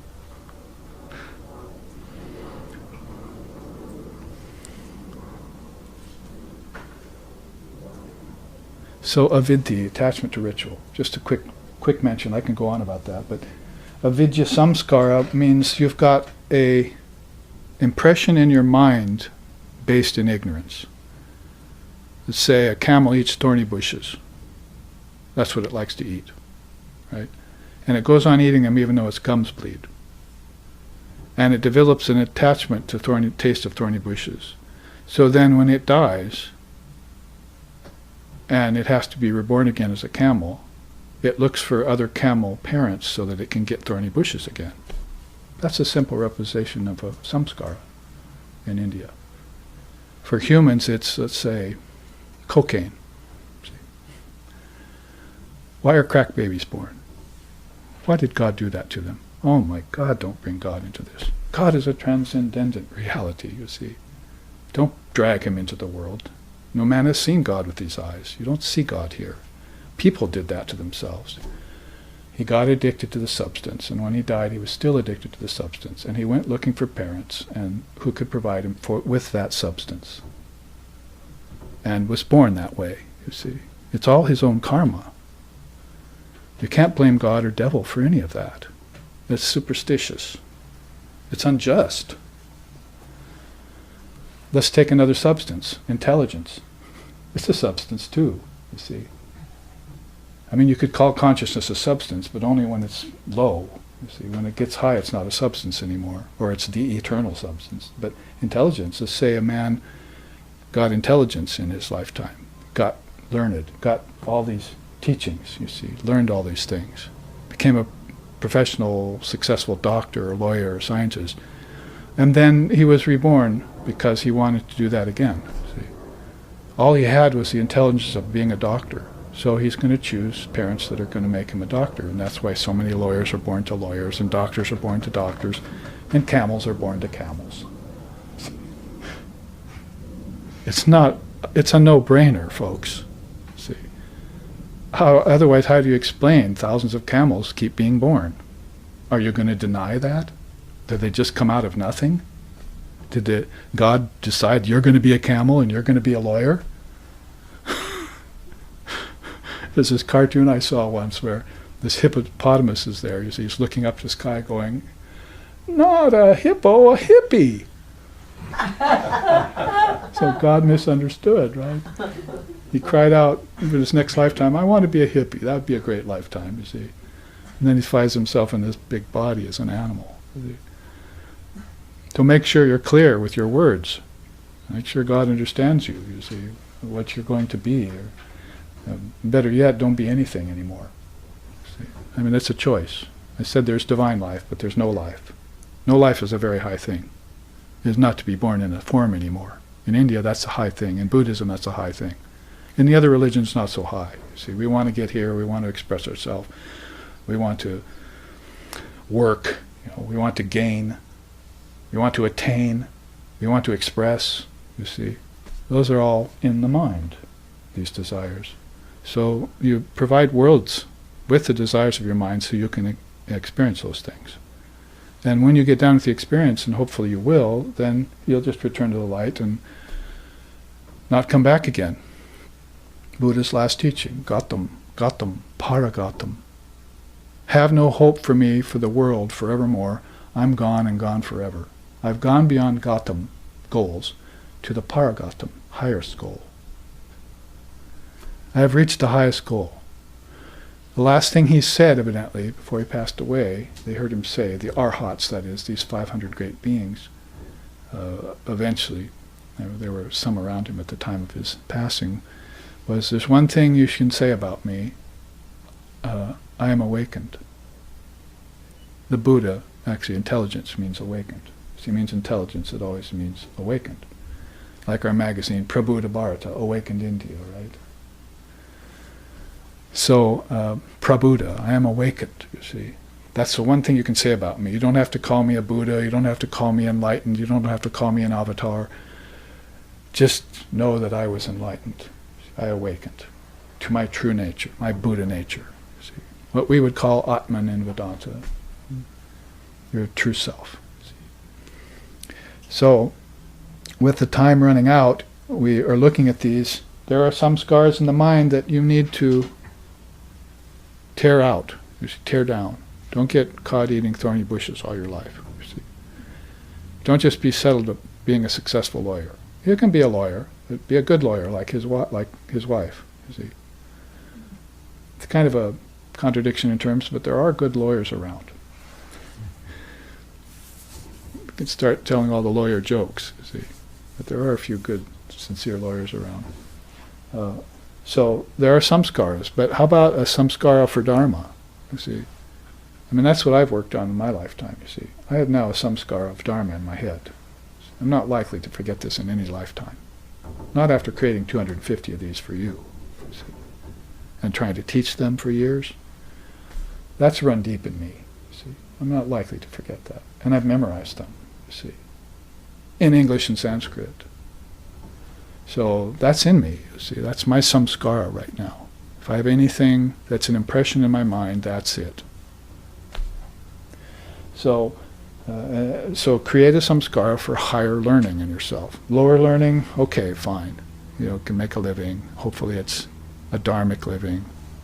Right orientation, right livelihood, Buddha said. You see. But make it lean.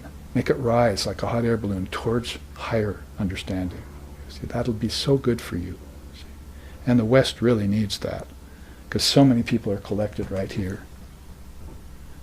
How many enlightened beings among 8 billion? See. If you would have a color-coding chart, then you'd see, enlightenment is yellow, say, or white. See, so you see India has a lot of that color. See. If you're going to be born to dharmic parents, you're going to want to be born in India. or in Tibet or China.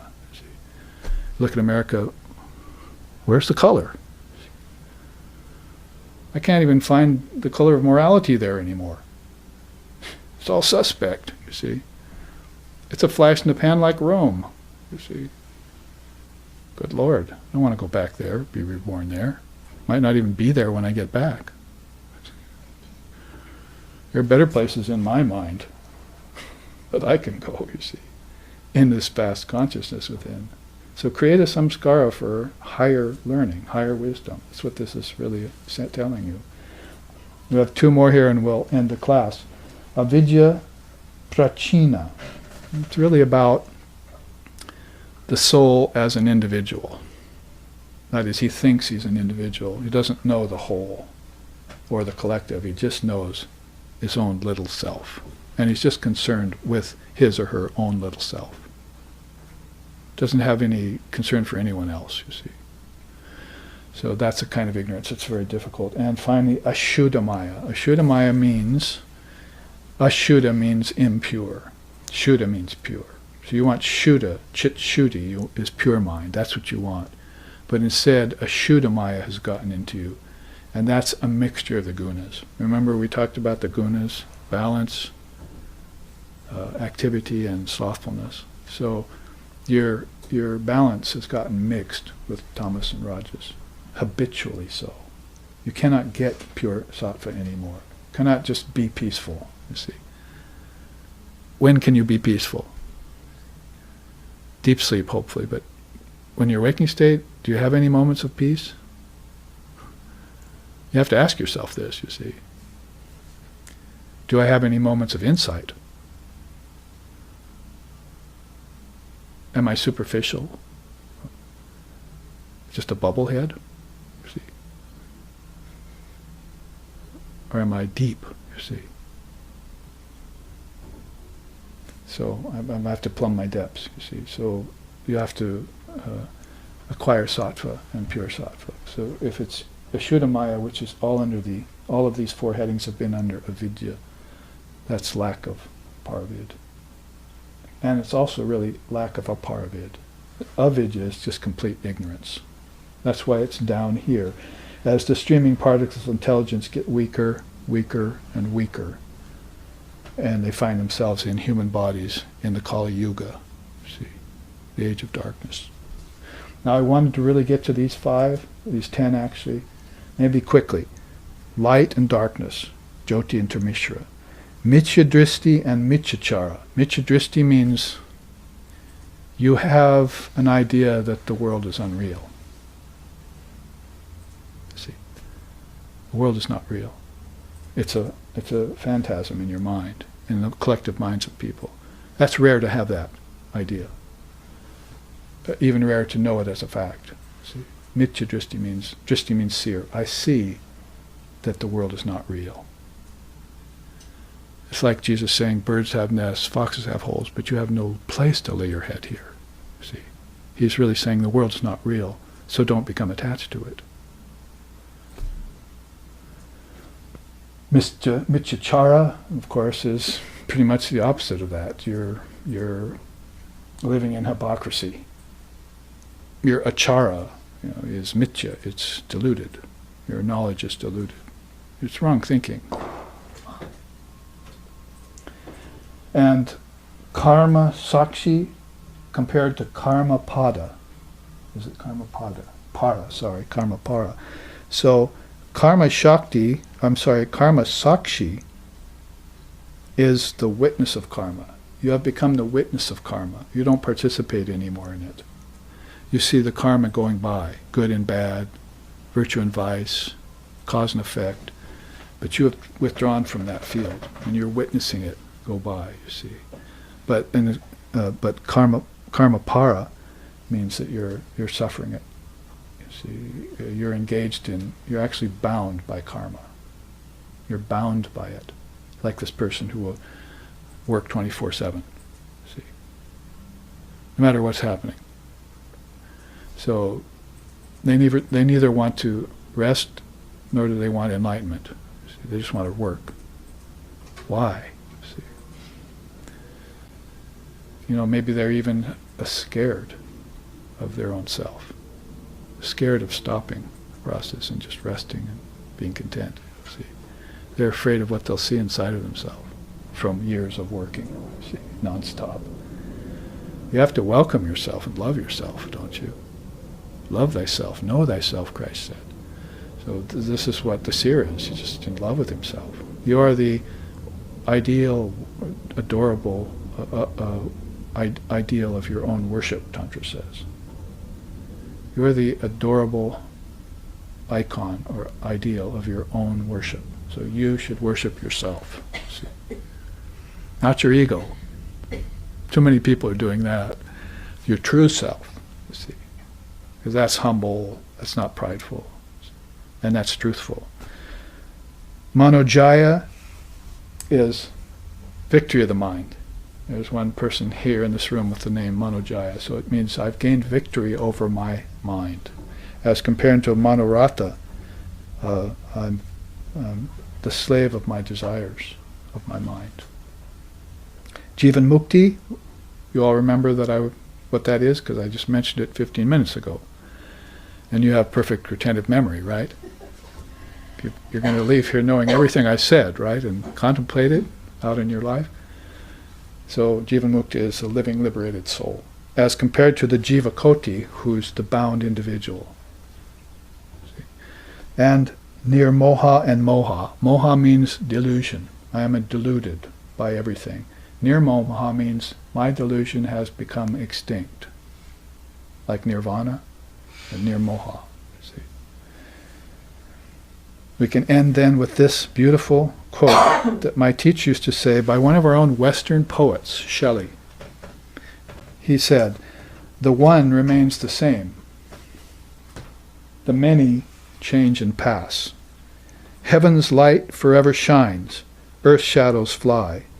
Life, like a dome of many-colored glass, stains the white radiance of eternity." Turns it into different colors.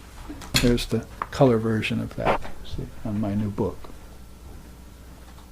It stains the pure white light of reality, apparently. See. So that's a good place to end on this 2-class series. We have made it, by the way, through Sloka 5 of chapter 6.